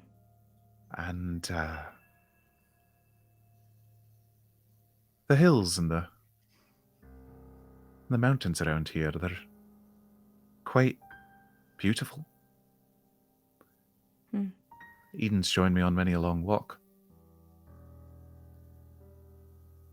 And unfortunately, the business of the court does sometimes keep me busy, but entertained as well. Well, good. But, do you like long walks? Oh, I do. That's honestly, going on a long walk is one of the only few times my brain finds quiet, silence. It's always buzzing around, solving problems. But there's something about crisp air and the crunch of leaves underfoot that is relaxing. Well, do make sure you're nice and relaxed before you write me those letters, dear. I'll do just that. I will make sure everyone is packed up, and we'll be in touch. I look forward to it. And Charlotte walks out. The crowd goes wild. Fascinating. Would anyone else like a scene with Lady Milligan before you It's a lazy Susan. Yep. Listen, everyone shoot your shot. Well, next, please. Yes, many suitors. Oh, goodness. After helping Eden pack, after the group of you begin to gather your things, You've checked out of of the Thistledown Golf Club. You've handled your business across various areas in this part of Scotland. You have a train waiting for you to London, and the Lady Milligan very graciously offers you first-class tickets. Her treat. You know it's about a 7 or 8 hour trip via train. But is there anything else that anyone would like to do before you begin your journey south? Lorelei. Yes. So, it's been a few years since I've been in London, and I've got a very specific need, and I was hoping that you could point me in the right direction, given your status. Okay, depending on what this need is. I need a bookstore. Oh, Diarmuid. I knew you were the right one to come to. I thought you I never have asked. many. Are we looking for rare books? Are we looking for books in other languages? What kind of thing are we looking for? Both of those things. I'm looking for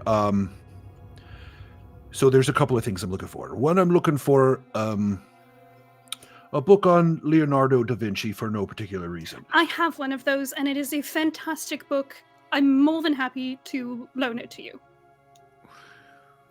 Lovely. I'm also looking for some German books on the occult. Ooh. Well, you say that, but don't get angry at me. I specifically mean Nazi books on the occult. No, I understand, because those Okay, two I things just wanted to go be clear. hand in hand, unfortunately, right now. Obviously, yes. Yeah, right now it's a big deal. And In I feel 1922? it started Mhm. early. Okay. Mhm. Okay. Yeah. Yep. The occult beginning of the occult it starts at the end of World War One, and it starts in the working class of Germany before it becomes part of the Nazi regime. Copy. I'll have to do some more reading on that. And specifically looking for things that might relate to what we've been dealing with. Oh, interesting. That might be a tough find, but my best friend who lives in London, her name is Mildred Downey, she runs a bookstore. She has procured me some very odd books before. She's very good at that. She knows a lot of... She has her ways. We can certainly go and pay her a visit. I would love to see her anyways, so... Also some... are you familiar with T.S. Eliot? Yes. He's in London. Mhm.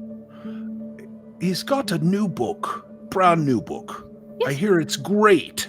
It's called The Wasteland. Have you read it yet?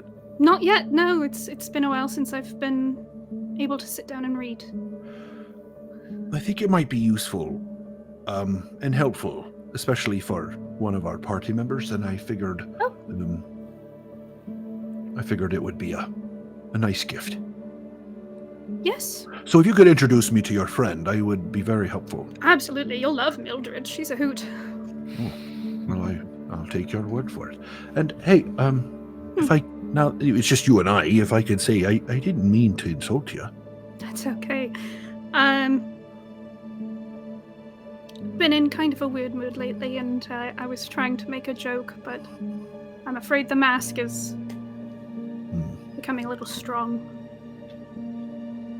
I need to know when to put it down, and I'm not good at that. Well, it's all right, and you know, it's fine. I'm not upset about it, and I just want you to know that I respect you deeply. Thank you. Just so you're not confused about it. We've had this conversation before. It's been very hard for me to understand my place in all this, because you all have your incredible skills, and I do not always feel needed. I feel a little surplus. Well, I definitely needed a bunch of books, and you just told me exactly where to get them. So, I mean, that's not nothing. I should have been Books. a librarian in another life. I mean, knowledge is power. So, I mean, really, if you look at it that way, you've given me the most stuff so far. Well, let's wait and see if Mildred has access to these books first, and then we'll see if I've been useful. If you're ever feeling lonely or you need someone outside of yourself to help you ground things, I'm here. I won't judge you. Thank you. You say your goodbyes to Scotland. Eden, you, with your luggage newly acquired, filled with all your worldly belongings. The four of you arrive at the Dundee train station, having said your goodbyes. And you board this train. It's one of the usual. There's several that leave every day, heading down to London. And the sounds of steam and the clatter of iron wheels as the train picks up going. There is an excitement, as you said, but a fear and a trepidation, anticipation.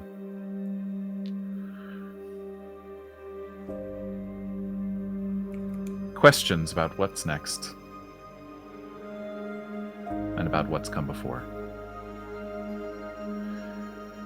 As the tracks echo through this beautiful countryside, heading to the south, past Edinburgh into the north of England, you arrive at a train station in London. A sprawling, soot-darkened train shed framed by vast iron and glass roofs that filter in what remains of daylight through the haze of coal smoke and steam. Eden, it is a lot. Cacophony of sound, whistling of guards, hiss and chuff of engines. You've been to the Dundee train station many times. You've picked up, you've done bad things. This is that on steroids. And if you have been to places like this, if ever in your life, it has been decades. Shouting of porters with luggage, hum of conversations, so many accents in other languages. Cockney accents, Scottish, as you're familiar with, like many people talking and selling and trading things here and there. Women in cloche hats and men in flat caps mingling with soldiers in uniform. Children running, losing their mothers, and then trying to find them again in the crowd. The air is thick with smoke, grease, perfume, and the damp scent of rain-soaked wool. And just outside, visible outside of the station, as the sun lowers behind the tall buildings surrounding you, you see black cabs or drawn by horse-drawn cabs, or you see motor cars idling at curbs. Lorelei, this oddly feels like home, but that has a limited amount of comfort. Yeah, I was thinking she probably hasn't been back to her apartment since Wally disappeared. All of the memories stored in this new place. Some come up and say hello, and some hang back in the darkness, but you know they're there. Welcome to London. And that's where we'll take our intermission. Yeah.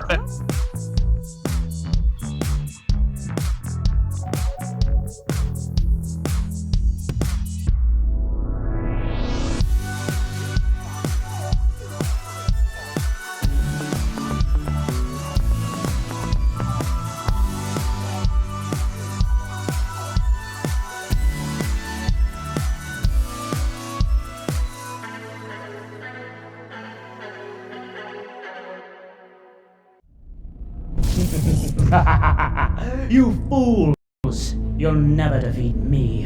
Now face the wrath. Why is he so hot? What? I think it's just that epic miniature. It's really doing a lot for me, too. Yeah, maybe. But he's also kinda... Silence! As I was saying, face the wrath of my metal army, crafted here in my Eldritch Foundry. Dude, where'd you get all these minis? I'm subscribed to Eldritch Foundry's Eldritch Unlimited with unlimited STL downloads. Now, can we get back to... Eldritch Foundry's amazing! I never thought I'd have the perfect mini for my demon-born, half-elemental, catfolk, warlock, bard multi-class with a bunny wizard familiar, but here she is. Thank you so much for printing her. Yeah. Sure, Jen. No problem. Now face my wrath!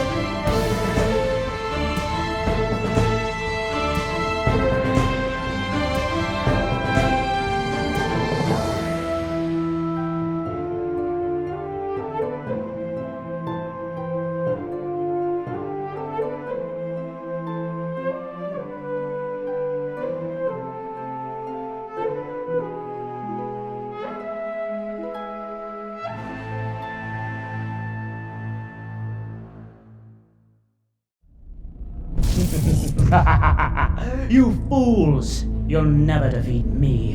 Now face the wrath. Why is he so hot? What? I think it's just that epic miniature. It's really doing a lot for me, too. Yeah, maybe. But he's also kinda... Silence! As I was saying, face the wrath of my metal army, crafted here in my Eldritch Foundry. Dude, where'd you get all these minis? I'm subscribed to Eldritch Foundry's Eldritch Unlimited with unlimited STL downloads. Now, can we get back to... Eldritch Foundry's amazing! I never thought I'd have the perfect mini for my demon-born, half-elemental, catfolk, warlock, bard multiclass with a bunny wizard familiar, but here she is. Thank you so much for printing her. Yeah. Sure, Jen. No problem. Now face my wrath.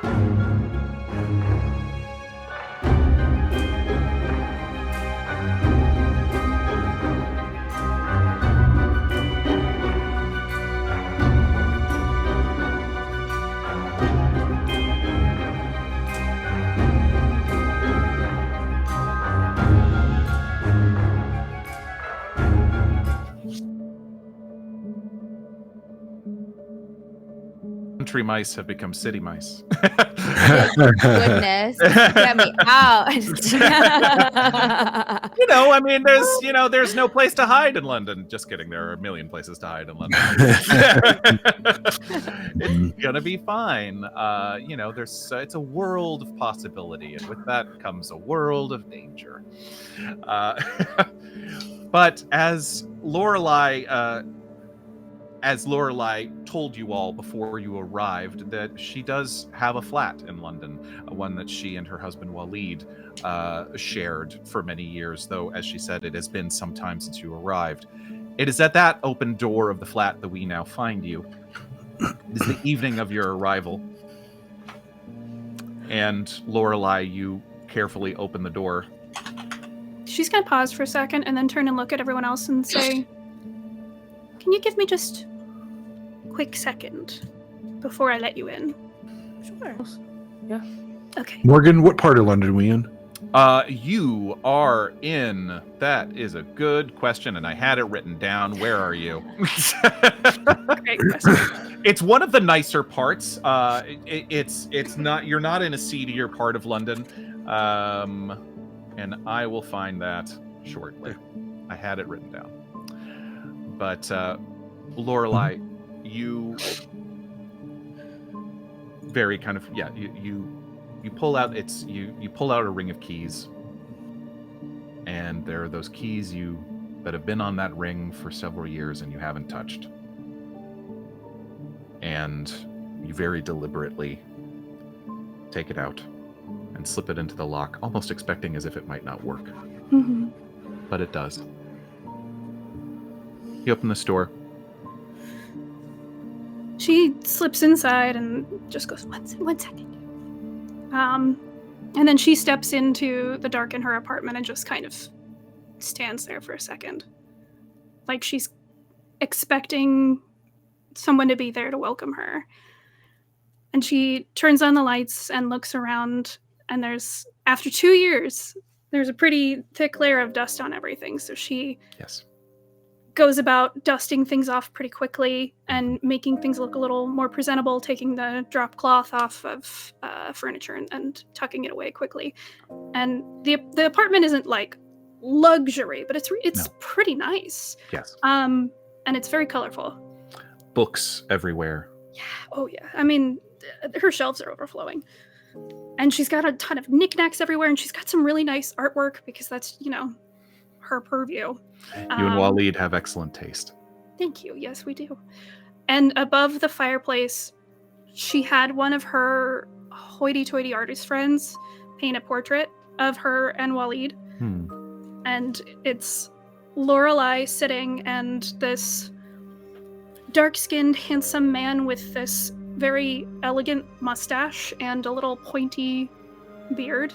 And he has like perpetually smiling eyes, and she goes to the portrait, does a little kiss to it, and says, "Hello, darling." And then goes back to her friends and puts her mask back on and opens the door and says, "Welcome." It's as if, only probably less than 5 minutes have gone by, but the three of you can notice sort of a difference in Lorelei as she opens this door. And you've all been standing long enough to look around. As I said, it's a nice enough neighborhood. It's on a quiet street. There's a high ceiling in here, and as she said, it's not lavish, but it's well appointed. With even if things aren't found, as you know by trade, she's been an antiquarian. So you look around, the furniture's beautiful. Even the stuff that isn't particularly expensive, it's well chosen. And as you bring your few bags and things, you step into this well-appointed 2-bedroom apartment. And you get that sense of someone. It's as if you're learning a little bit more about Lorelei every minute. And you see this portrait hanging over the fireplace. Would you like some tea? I'm afraid there's no food in the pantry, or if there is, it's not good at all anymore. But I'm sure we have tea. You've got nothing canned? We might have some canned, but Waleed and I usually liked to cook fresh for each other, so... So maybe tomorrow we can go get groceries together. Mm-hmm. How long has it been since you've been here, Lorelei? 2 years. Oh, wow. things Might be a little dusty. be bad. Yeah. Let me make you all some tea. Tea sounds great. Yeah. I would believe that someone like you who does care for her things would have had, like, not a caretaker or whatever you want to call it, a friend possibly drop by every now and then and at least, So we don't air need to the go- place out. Yeah. We don't need to go hunting for rats then, is what? No. Right. No, she's... There's a dead drifter in one of the bedrooms. That's just Steven, don't mind him. No, just yikes. No. But yes. Oh, right, yeah, I was and supposed to give him something. But well-thumbed volumes and bookcases of things, books on all subjects. It's very easy to tell that this was two people that were wealths of knowledge. Yeah, and now it seems as if it's been brought slightly back to life. It's beautiful in here, by the way. Thank you. She You've comes back with a tray of these very nice little teacups and saucers for all of them. and a beautifully filigreed teapot with a cozy on it. Waleed loved tea, Oh. and you find, and you almost forgot how many different varieties of tea you had in the cupboard. There's notably a lot of them that say Shepherd Co., which was the spice and tea company that Waleed ran. Oh. He named it after her. Oh. So she brings this in and she directs you all into the living room area and sets it on the coffee table and finds this plush armchair. And I have peppermint and Earl Grey and lavender and oolong and chamomile and English breakfast and a lot. Oolong sounds wonderful. Yes. And she opens this little tin, and inside is one or two of pretty much each kind of tea that's in her kitchen. And she holds it out to everyone to make their choices. Mm-hmm. This is in the Chiswick area of West London. Chiswick. Chiswick. But lots of parks. You've probably passed, on your way here, on the ride here. It's a very kind of walkable, family-friendly area. Interesting. Okay.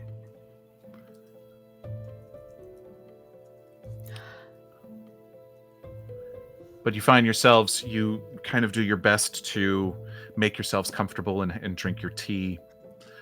As you've had a long day on the train, a comfortable day, but I think the group of you probably find yourselves quite tired pretty quickly. But with the days coming, you have your business set about and plans are made, perhaps even phone calls or things, contacts are reached out to, things of that nature, as the group of you set about the business that you're here to do.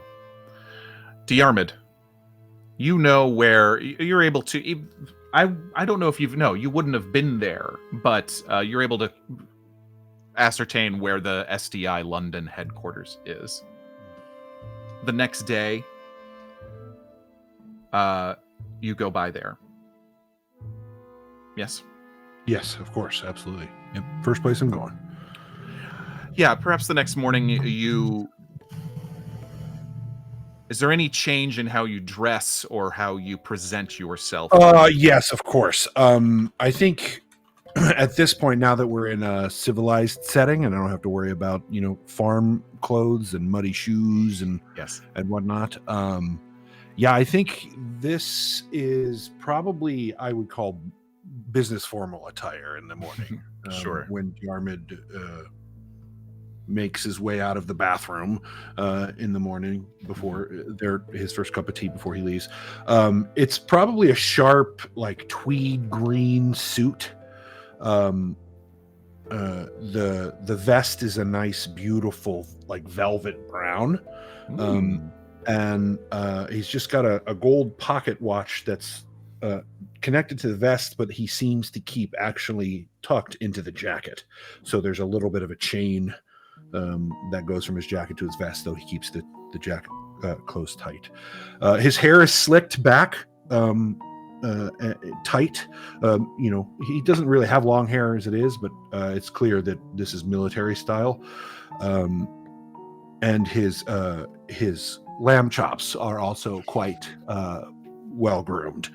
And he smells of cedar. Oh, okay. Got it.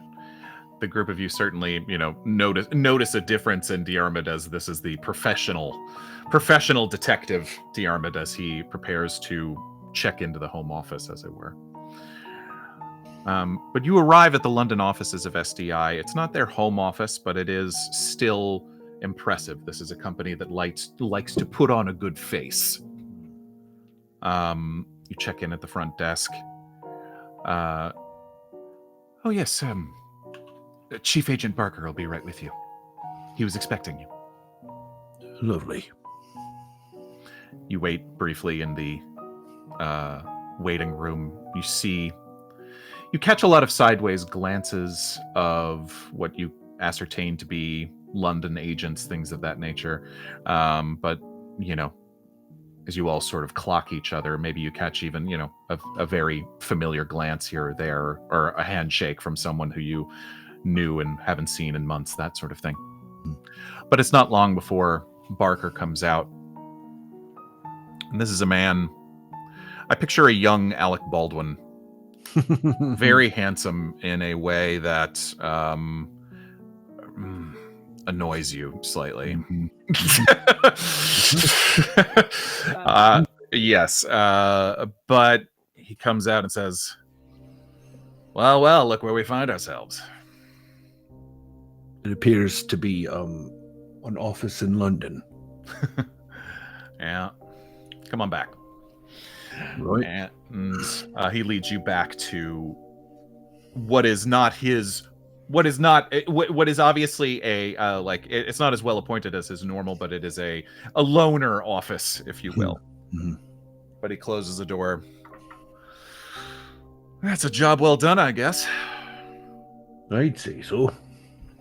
The Macmillans have passed on glowing reviews. They said as much that they would. But why do you sound not happy about it then? I mean, I'm certainly happy if the clients are happy. It seems a little odd, I'm not gonna lie.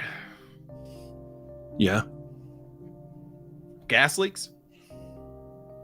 Best that you could guess. It was a bit odd. They were sleeping for a long time. Longer than maybe normal observation might allow. But, there's outliers. There have been. I mean, you're satisfied with the facts of it? It all makes sense to you?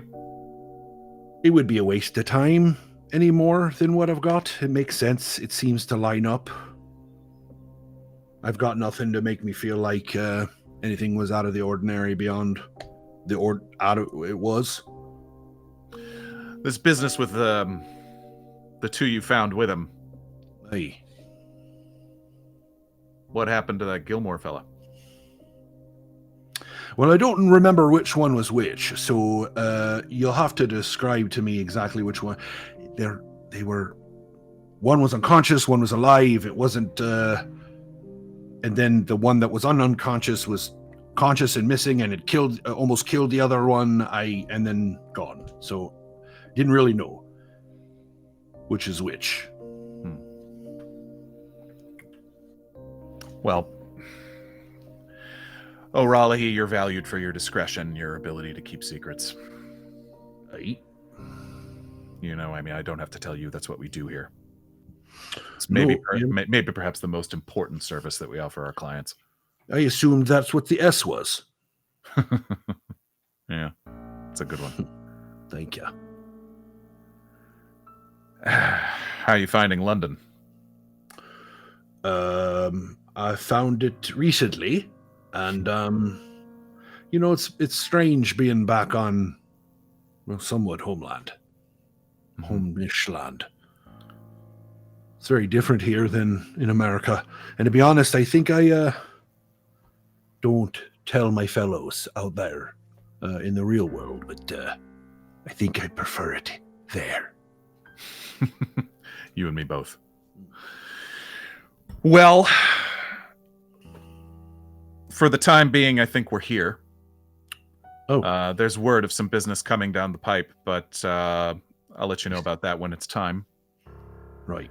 But if you don't mind sticking around for a couple weeks, because there does seem to be an uptick in interest of matters of discretion. That's why I was sent here, and I think, since you're in town, might as well make use of you. Fair enough. I got a question for you. What do you know of Lady Milligan? I know you're new here, obviously, but I'm sure ring a bell. Yeah? Who is she? A royal out in the way where we just came from. seem quite well put together, if you know what I'm saying.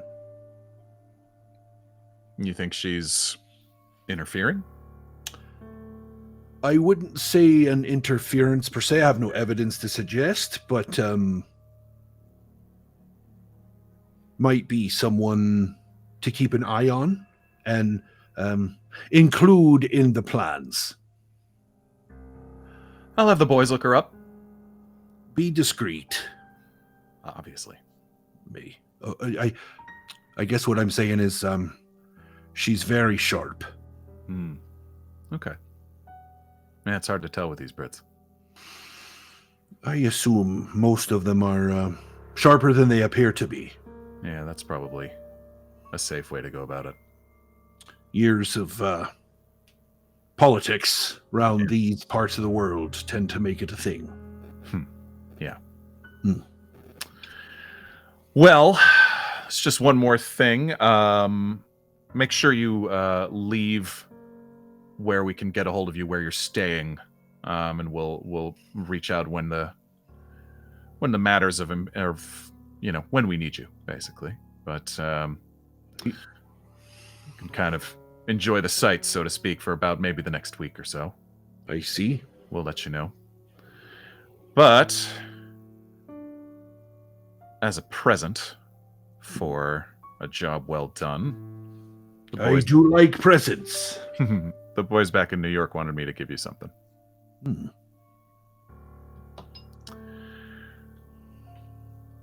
And he pulls a box out from behind the desk.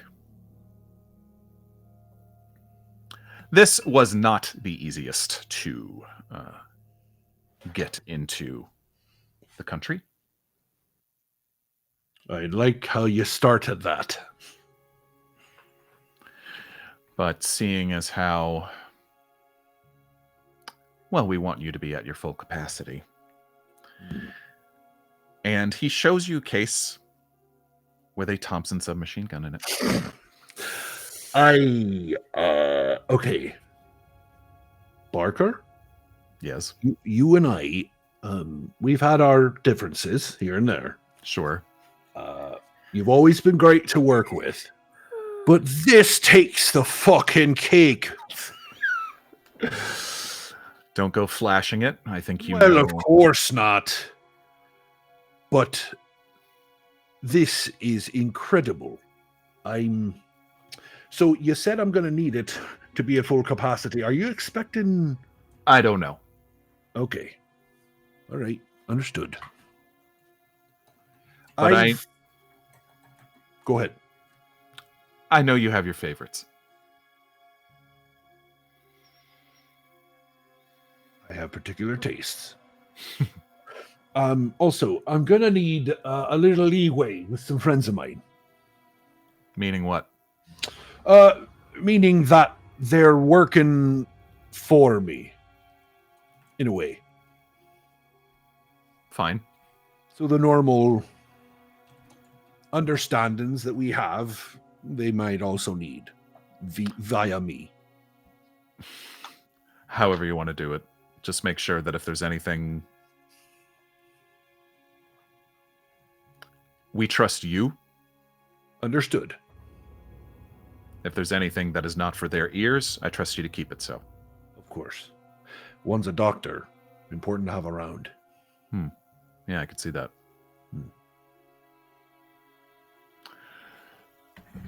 Well, Lorelei will be in touch. I'll leave my information with the girl person at the desk. Yep. What's her name? Daisy, I think. All right. I don't know. I forget. I've been calling her Daisy, and yeah. Right.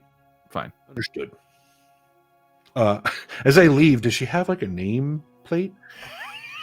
It does, and her name is Sheila. I chuckle to myself. Diarmuid chuckles to himself as he walks out, and he looks at Sheila and he says, "Thank you, Daisy." walk She out. doesn't even look up. I will say one last thing before you leave. As you take the Thompson, the case, Yeah, with case the out. broken down Thompson case, as you are like, he does say, "Don't make me regret giving that to you." And I'll turn and give him a big Irish smile and say, "There's never a regret for giving me this." Okay. Beware when your keeper gives you gifts. Indeed. But you leave, and the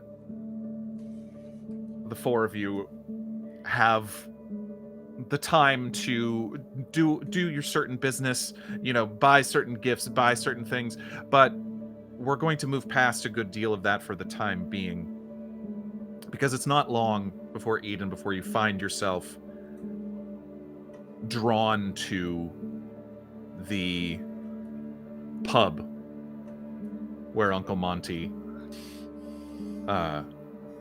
told you that you could find him.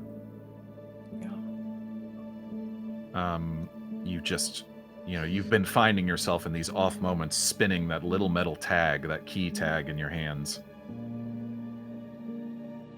And it's been kind of eating away at you. So it's probably not long.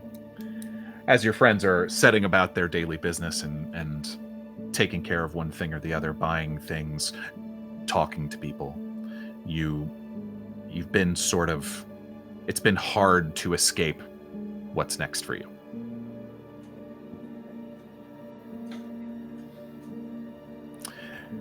So you all find yourselves this evening in a somewhat more dangerous area of London. Whitechapel on the East End. No. Just as he'd instructed you, but you find this very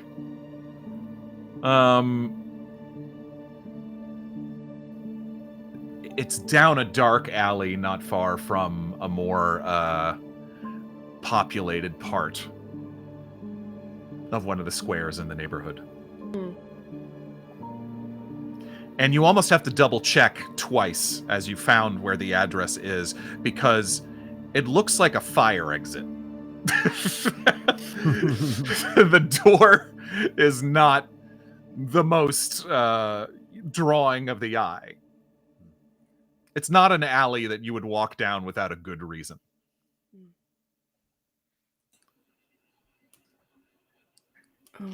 But you check the address and you do find a small sign that almost like if you didn't know to look for it, you wouldn't even know what it was referring to. But the sign does indeed say The Clamp.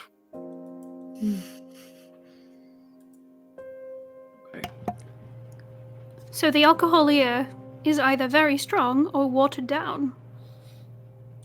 Just like home. Just like home. Well, shall we? Are you ready? Yeah. Yes. Yeah. Yes.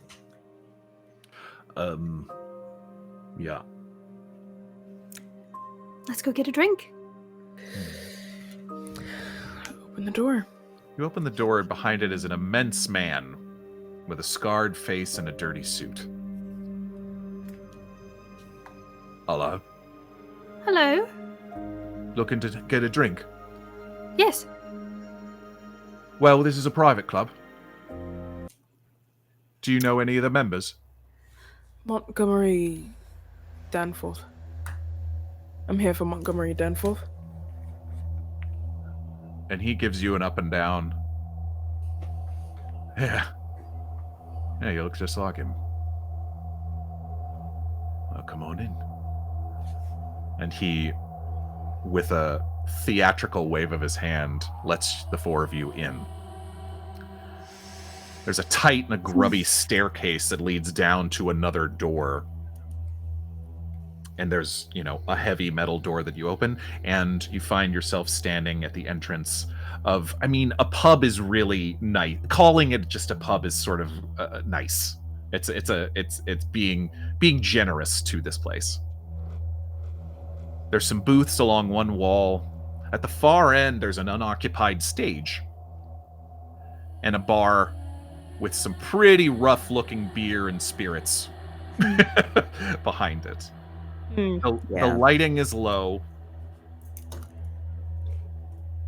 but pretty quickly within clocking it, seated at one of the tables, you do recognize pretty quickly your Uncle Montgomery.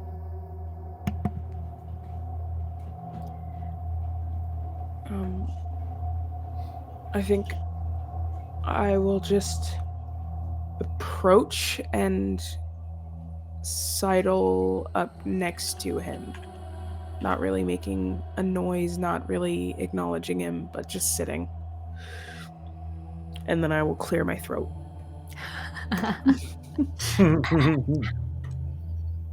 Look at you. You'd never known you hadn't seen a city in years. It suits you. You can tell he's lying, but he's flattering you a little bit. Yeah. Welcome, all. Welcome to the clamp. My friends are convinced that this place, well, how are the drinks, is the question. Charlie, give him the real stuff. They'll be fine now. Good. Charlie, who is a silent, just stoic face standing behind the bar, just gives the slightest of nods.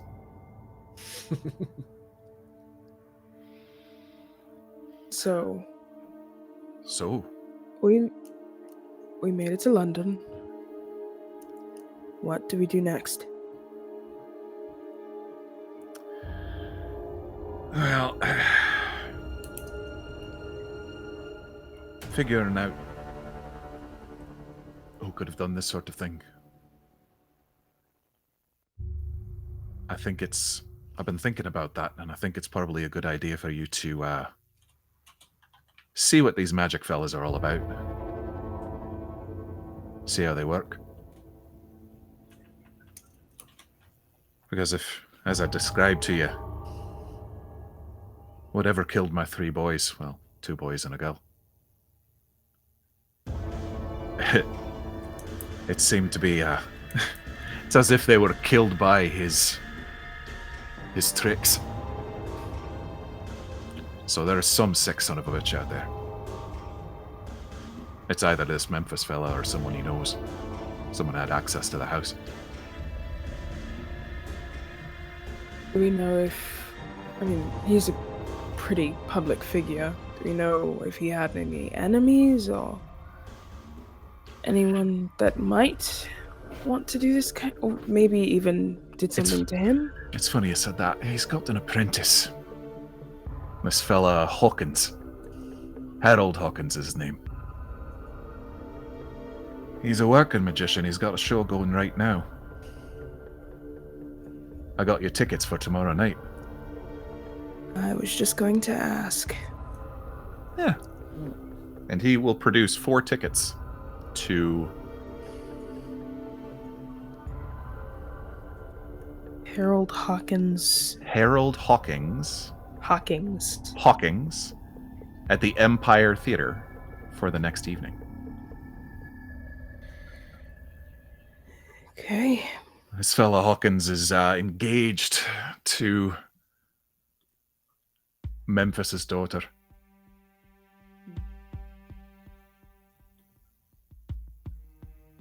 That seems to be the most public of his connections. He doesn't seem to have kept a lot of friends.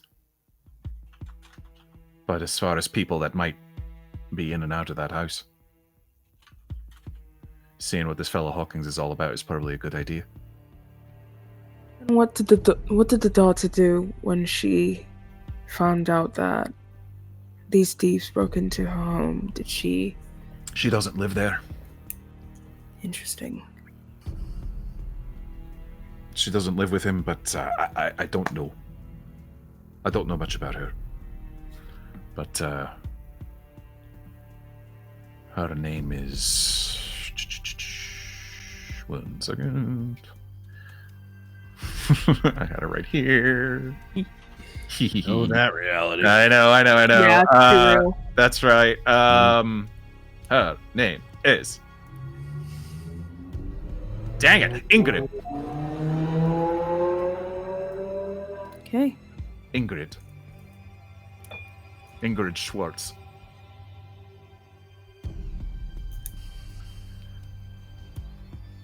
But, I mean, he's like, here's the address of the Memphis place. Scene of the crime, so to speak. Hmm. And I'll tell you, the cop that was investigating is a fella named Edwards. If for some reason you want to talk to him. I'm sure my friends will have a reason to.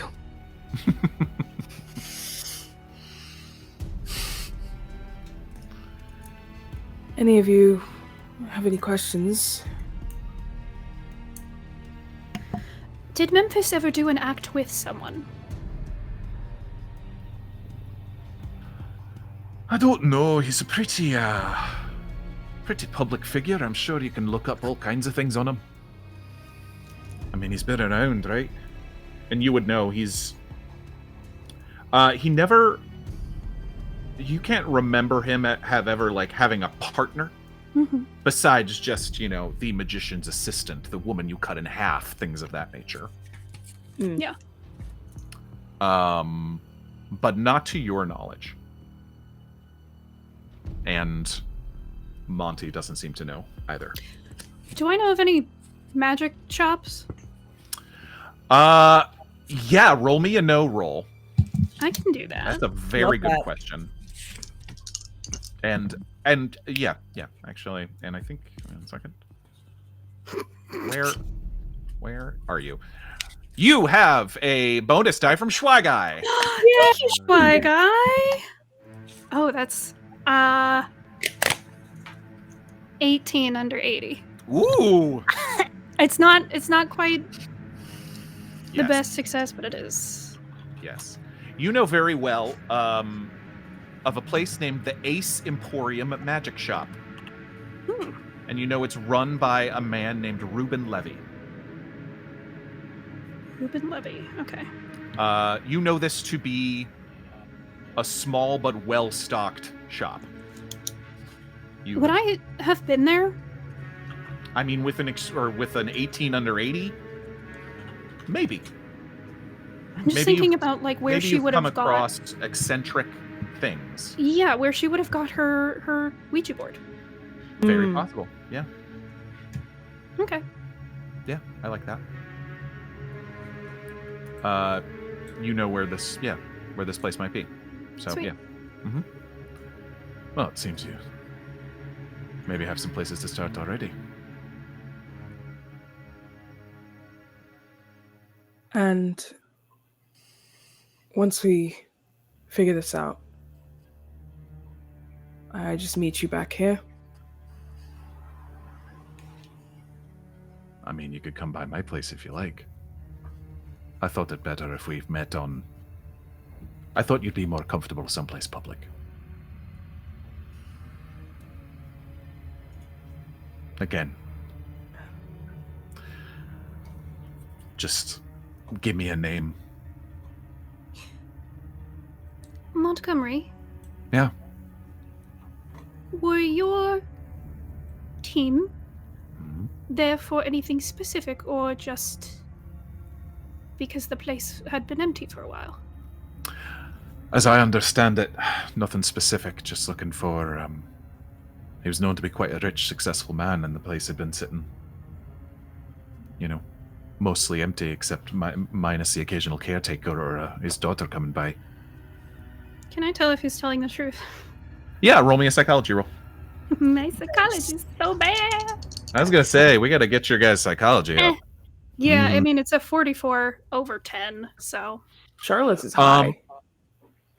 Yes. Charlotte is the psychologist of the group. Yeah. But you can tell, I mean, it's difficult to tell, but you are able to, he seems to be telling the truth. He seems to know that it was just an opportunistic job that his team ran. Maybe, and you also maybe get the sense that like he wasn't even sure. Like this is not something where they asked him beforehand. This is something that people he knows and cares about got themselves in trouble, to put it lightly. Gotcha.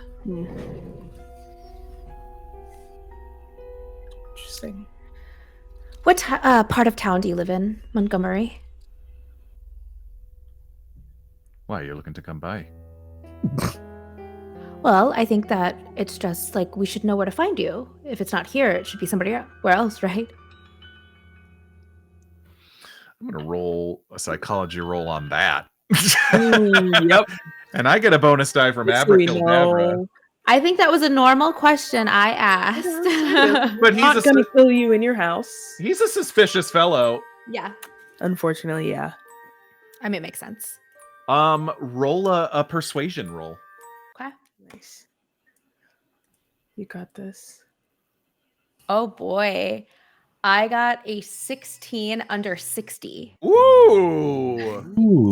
Almost extreme. Almost extreme, not quite. Actually, you know 1 what? point off. Yes.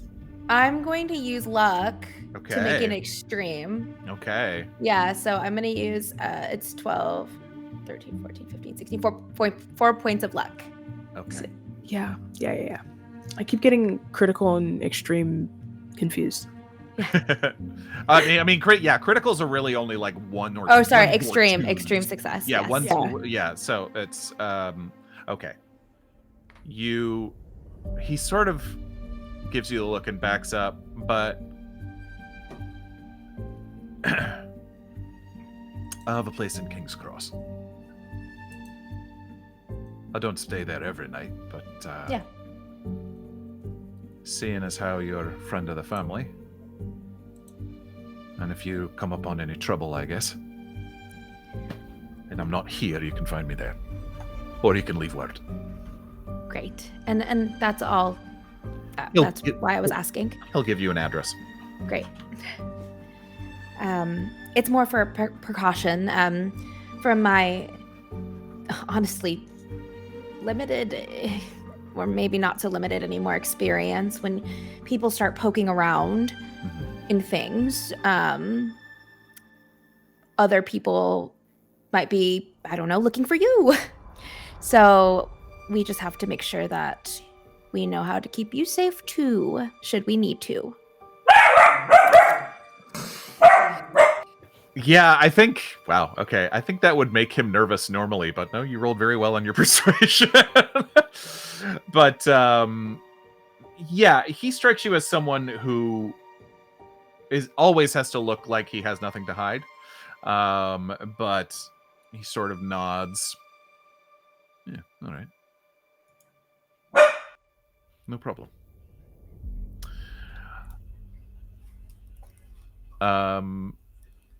Well, enjoy the show, I guess. Is there anything else you need?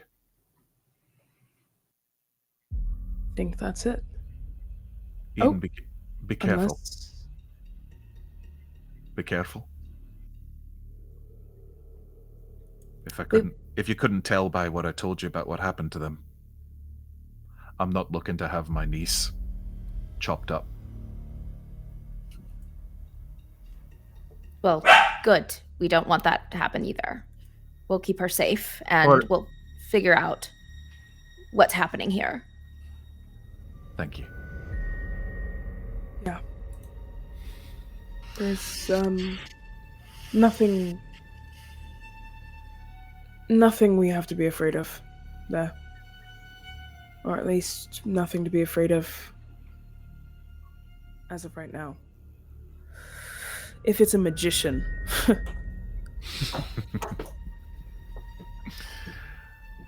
The next night, you find yourselves in the foyer of the Empire Theater. There's an excited buzz in the foyer as the crowd gathers for a performance. However, you have good. He gave you good seats, but as you make your way and sort of take your chairs, find your way to your seats, You do notice that this show is not sold out.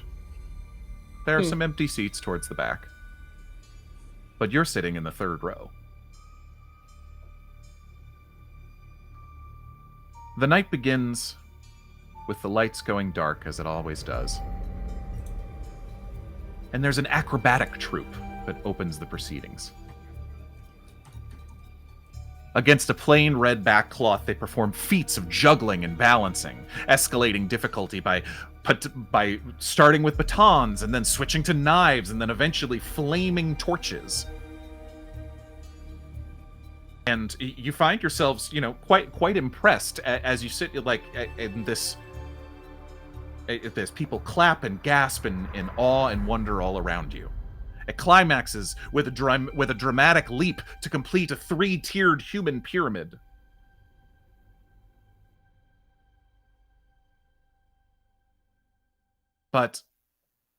And they leave this small acrobatic troupe leaves the stage to great applause, and as they tumble and cartwheel one over the other off the stage as dramatic music plays them off.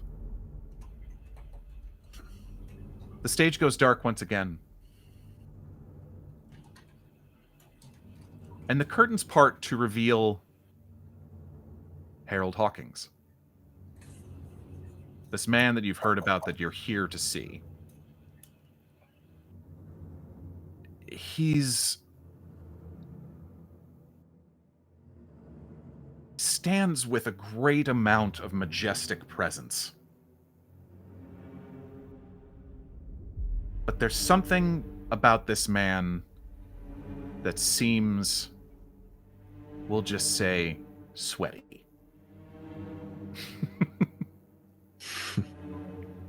He's dressed elegantly in white tie and tails. And behind him, the stage is completely bare. You can see the building's brick walls are visible feet back, 20 feet back or so. He begins, he doesn't say a word. He simply steps through the curtains, and with a brief wave of his hands, he produces a billiard ball and starts to manipulate it around his hands in a routine that doesn't quite seem possible. The balance, the everything, it's quite well done. He holds the ball between 2 fingers, transferring it up and down his spread fingers slowly at first, and then with a faster speed. It seems to defy gravity, rolling along the underside of his hand. And then suddenly, the yellow of the 9 ball turns to the blue or the red of the 4. A second ball appears. The balls seem to jump invisibly from hand to hand. And then a third ball appears, and all of them are whirling around his hands. He's not juggling them. Remember David Bowie in Labyrinth? Yes. It's 2 left hands. Yes, it's that. Do we remember? I know who I'm talking about. Rachel and I just exposed ourselves. Building to 4 billiard balls. He's twirling them around his hands. And then, finally, from off stage, as he's doing this, a top hat is thrown. And without even dropping a single one, his hand reaches up and grabs his top hat. And without missing a beat, 4 balls go into the hat. He seems to, with ease and precision, then puts the top hat on his head. The crowd starts applauding. The curtains close behind him. As he's been doing this, you realize that they had closed during this act, and they open once again, and the entire stage is now draped in beautiful fabric arrangement, evoking an Arabian palace. And once again, your minds go to this Memphis the Great, that this is perhaps as you know, that this man is the apprentice of Memphis. But cabinets and couches arranged in an arc facing the audience. He then steps forward. Welcome. to my humble abode. May I have a volunteer? No. Lorelei has her hand out. Yeah, I got excited and then I put it down immediately and I said no. Lorelei rolls, roll a persuasion roll. No kidding. And you have another bonus die from Schwagai. Love that. Thank you, Schwagai. Schwagai I don't know loves if I'm you. gonna be able to. Someone does. Yeah, I could not beat my first roll, which was a 19 under 50. I mean, Okay. That's pretty good. Pretty good. I'll take it. She like straight up stands up. Oh. Can I roll to be not perceived at all? Can I roll to be invisible from this man? Certainly. He's quite. He sees this beautiful woman in the third row. Oh, there. Yes, please. And he'll reach and he'll help you up onto the stage. Please, an applause for our friend. Welcome. And he starts to show you around. He gives you a brief tour of what he calls his humble abode, explaining that he got, well, this is this cabinet actually. We arrived from Shanghai. Can I appraise it? Yeah. Yeah. It's the first time I've ever seen anybody use this role in all of the years of my playing Call of Cthulhu. Incredible. It's a 20. It's a 20 under Under 55. Oh, Oh yeah, my yeah, yeah. god, 55. Of course. Of course. That's my job.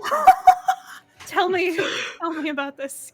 Hand me down, grab that. Make, model. Yeah. This particular thing, half, like, as he shows you from item to item, half of it he's not lying. Mm-hmm. And then sometimes he's definitely like, that's a fake.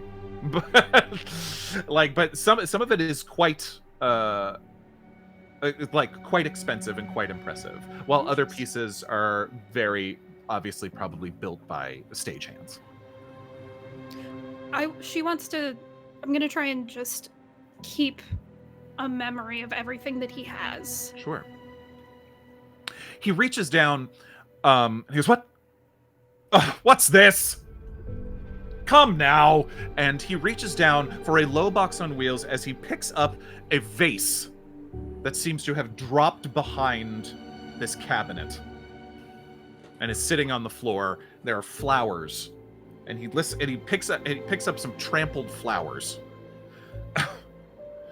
I can never get any good help these days. Louise! And a worried-looking assistant in a domestic uniform. Louise, what did I tell you? We have guests. And he points to you, Lorelei. This is not how we're supposed to present ourselves. She's, yes, I'm very sorry. It's like, yes. Get in the cabinet. This is what we do when we can't have help. I'm so sorry. And he looks at you, Lorelei. I'm so sorry. This is very inappropriate, but this is what you must do when your help disappoints you. And she's like, yes, fine. And she climbs and he looks at, I tell you, and he reaches out and grabs a theatrically large saw from off stage. As he says, I tell you, what was your name? Missity looks at you, Lorelei.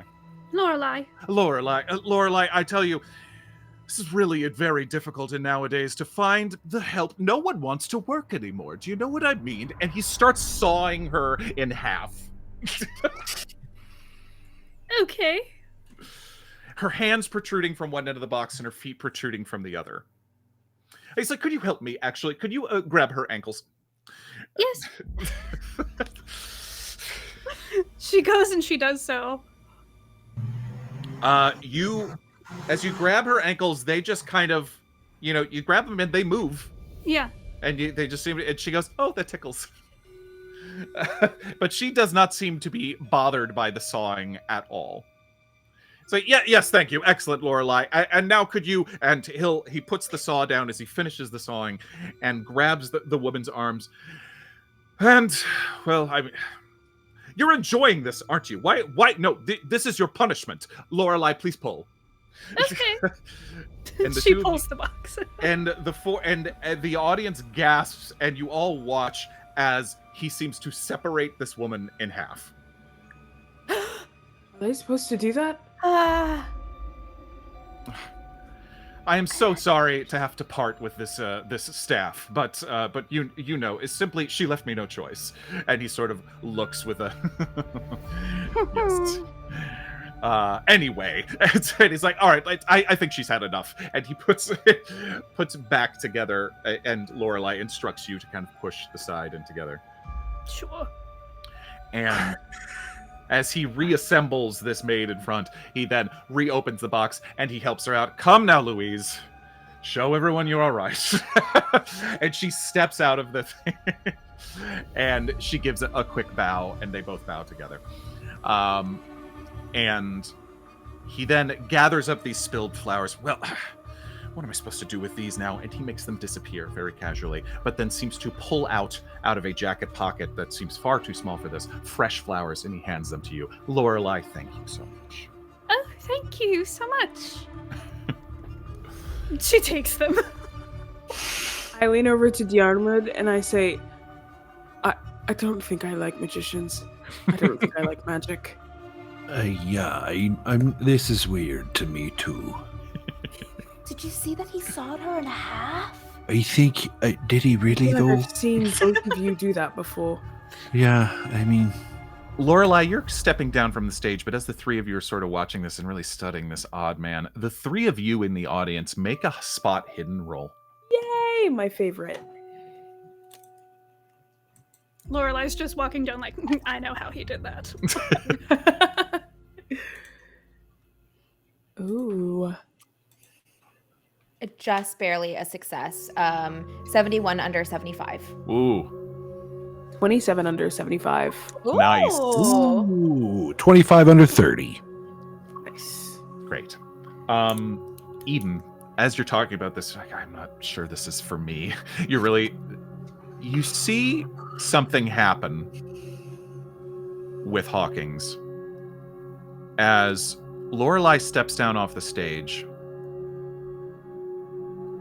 He seems to freeze for a moment. But then he recovers. As if there's a slight shake of the head that you notice, as if he's slightly disoriented. But then he continues on. Only for a moment, but you seem to notice it, that he's lost in the lights. Interesting. The program continues. His magic show with various illusions, light comedy. Most of the jokes aren't great. And again, as I said, he does strike you as someone who, though the moves he makes are practiced and amazing, for the most part, there just seems slightly something uncomfortable about it. And the audience has started to notice it too. They are laughing along, someone clapping when it's time for them to clap, when he, produces one thing or the other, makes something else disappear. Those of you who are familiar with magic, most of it up to this point, nothing is really all that out of the ordinary. These are tricks you've seen before, perhaps. The performance goes on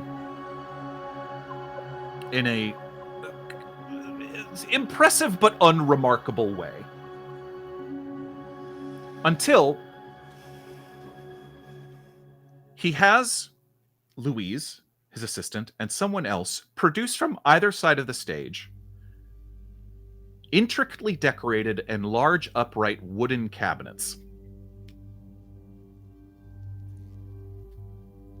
Well, I've really enjoyed this evening. It has been such a pleasure and a privilege to show you all the magic that we find in everyday life. But as we almost reach the end of our evening, I think it's time that we perhaps go someplace a little more unusual.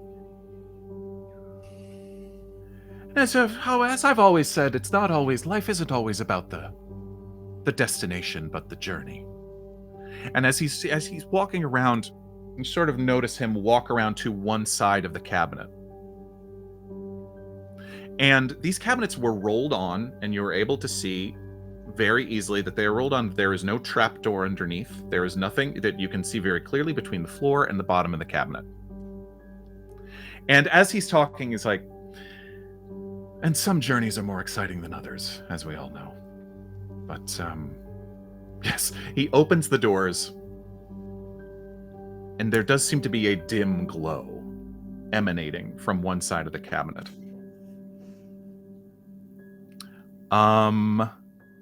Lorelei, roll me an archaeology. In fact, I think Diarmuid, you can either roll a history, an archaeology, or a spot hidden. Either of you. I think either of you might be able to notice. I'm gonna do a spot hidden because my archaeology is 1. Yeah, same spot hidden for me too. Spot hidden. Okay. Okay. It's a 38 under 60. Nice. 32 over 30. Lorelei, you notice along the side of one of these cabinets, or on both cabinets actually, there does seem to be some detailing on the side that you're able to quickly, as an antiquarian, as someone who has, surveyed and assessed all kinds of furniture, some Egyptian-style detailing on the side of these cabinets. It has been painted black to disguise it. He continues as he's standing in his dim, eerie light on the side of the cabinet. The life of a magician can be quite difficult. The life of a performer, it often requires us being on the road. I know quite a lot about journeys, but I'm lucky to say that I am an engaged man, and I do have reasons to want to miss home. And that's why I find these to be quite useful. Because often when you're doing a show every night and you're traveling from places like Morocco, Vienna, Istanbul, things of that nature, bustling streets of all these places, sometimes you just want to be home. Which is why I invented really a way to return home. Let me show you. He pats this cabinet. All I have to do is leave one of these at home and take the other with me on tour. Because then, I simply have to do this. He takes a few steps back and starts a run and leaps into one side of the cabinet on far one side of the stage. In a split second, the other cabinet, some 30 feet, opens, and he lands on the other side. See what I mean? Morgan? Yes. While everyone is clapping for this, I want to take a look from the third row at the boxes, and I want to appraise it, because I want to see if these are actually Egyptian or if it's something from Memphis, who had said he was in contact with the gods of Egypt. That's very interesting. I will, yes, okay. Roll me an appraisal roll. The rest of you... Terrified. Roll me a sanity roll.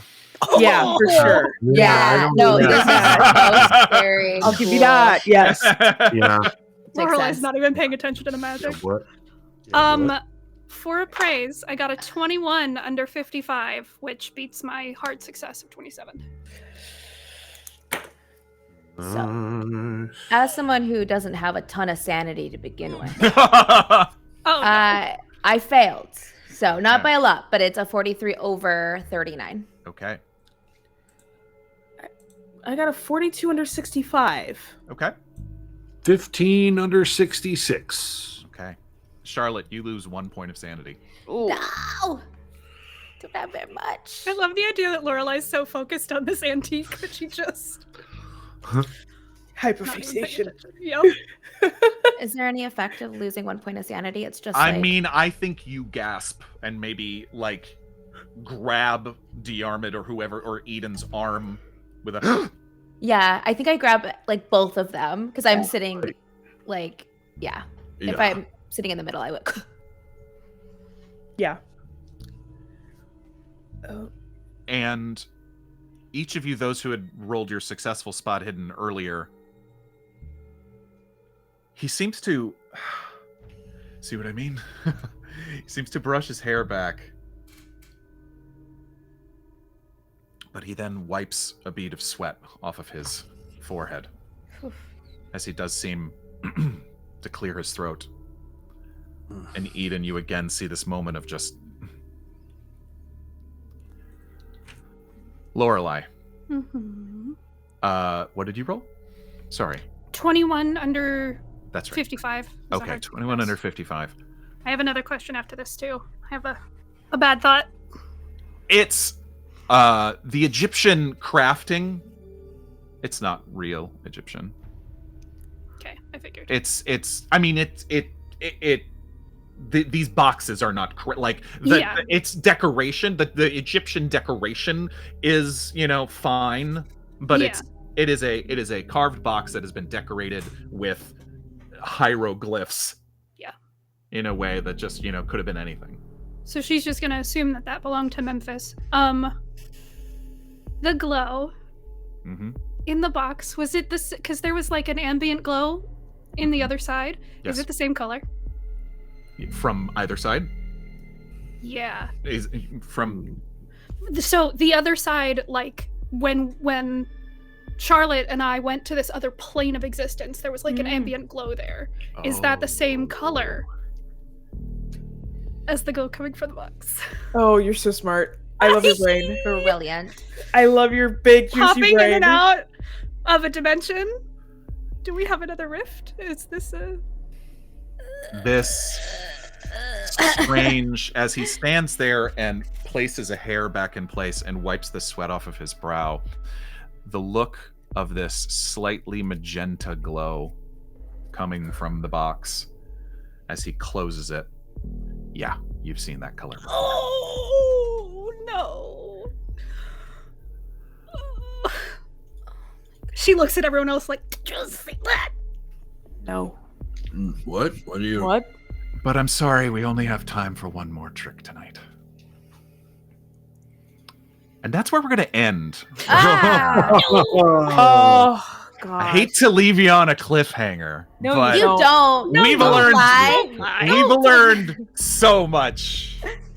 And I think that very clever identification, Lorelei, of exactly what that was. And you said you don't have any purpose in this group. I'm the conspiracy theorist.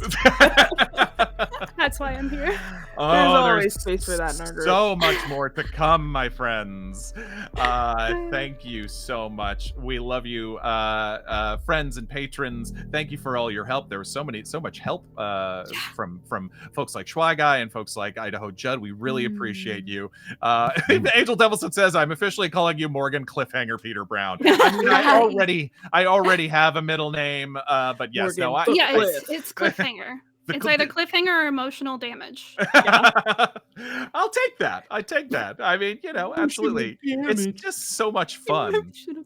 And this way, I get to torment you twice. Some at the end of the episode and some at the beginning of next episode. Cliff Peter Brown. Sure, that's Peter fine. Morgan. That's fine. Love it. Oh, we love you. Okay, but patrons, stay tuned for the short rest. We'll be uploading that as we'll have much to talk about after this episode. But at the end of every episode, we like to read off the names of certain higher level patrons and styles of their choosing.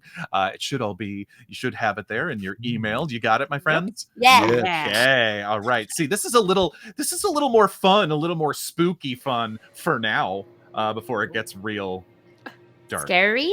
Scary? Don't get me with a good time. But we have suggestions tonight. This one is from Idaho Judd for the team Force of Shadow. Their suggestion is teaching a water aerobics class for senior citizens at the rec center. Cute. Sounds like such a nice I time. did seem so. I think I'm nuts. Why is that? Are you okay? Do you need help with the backstroke? Are you suffering from a Lincoln break? Lincoln broke my black Kakari.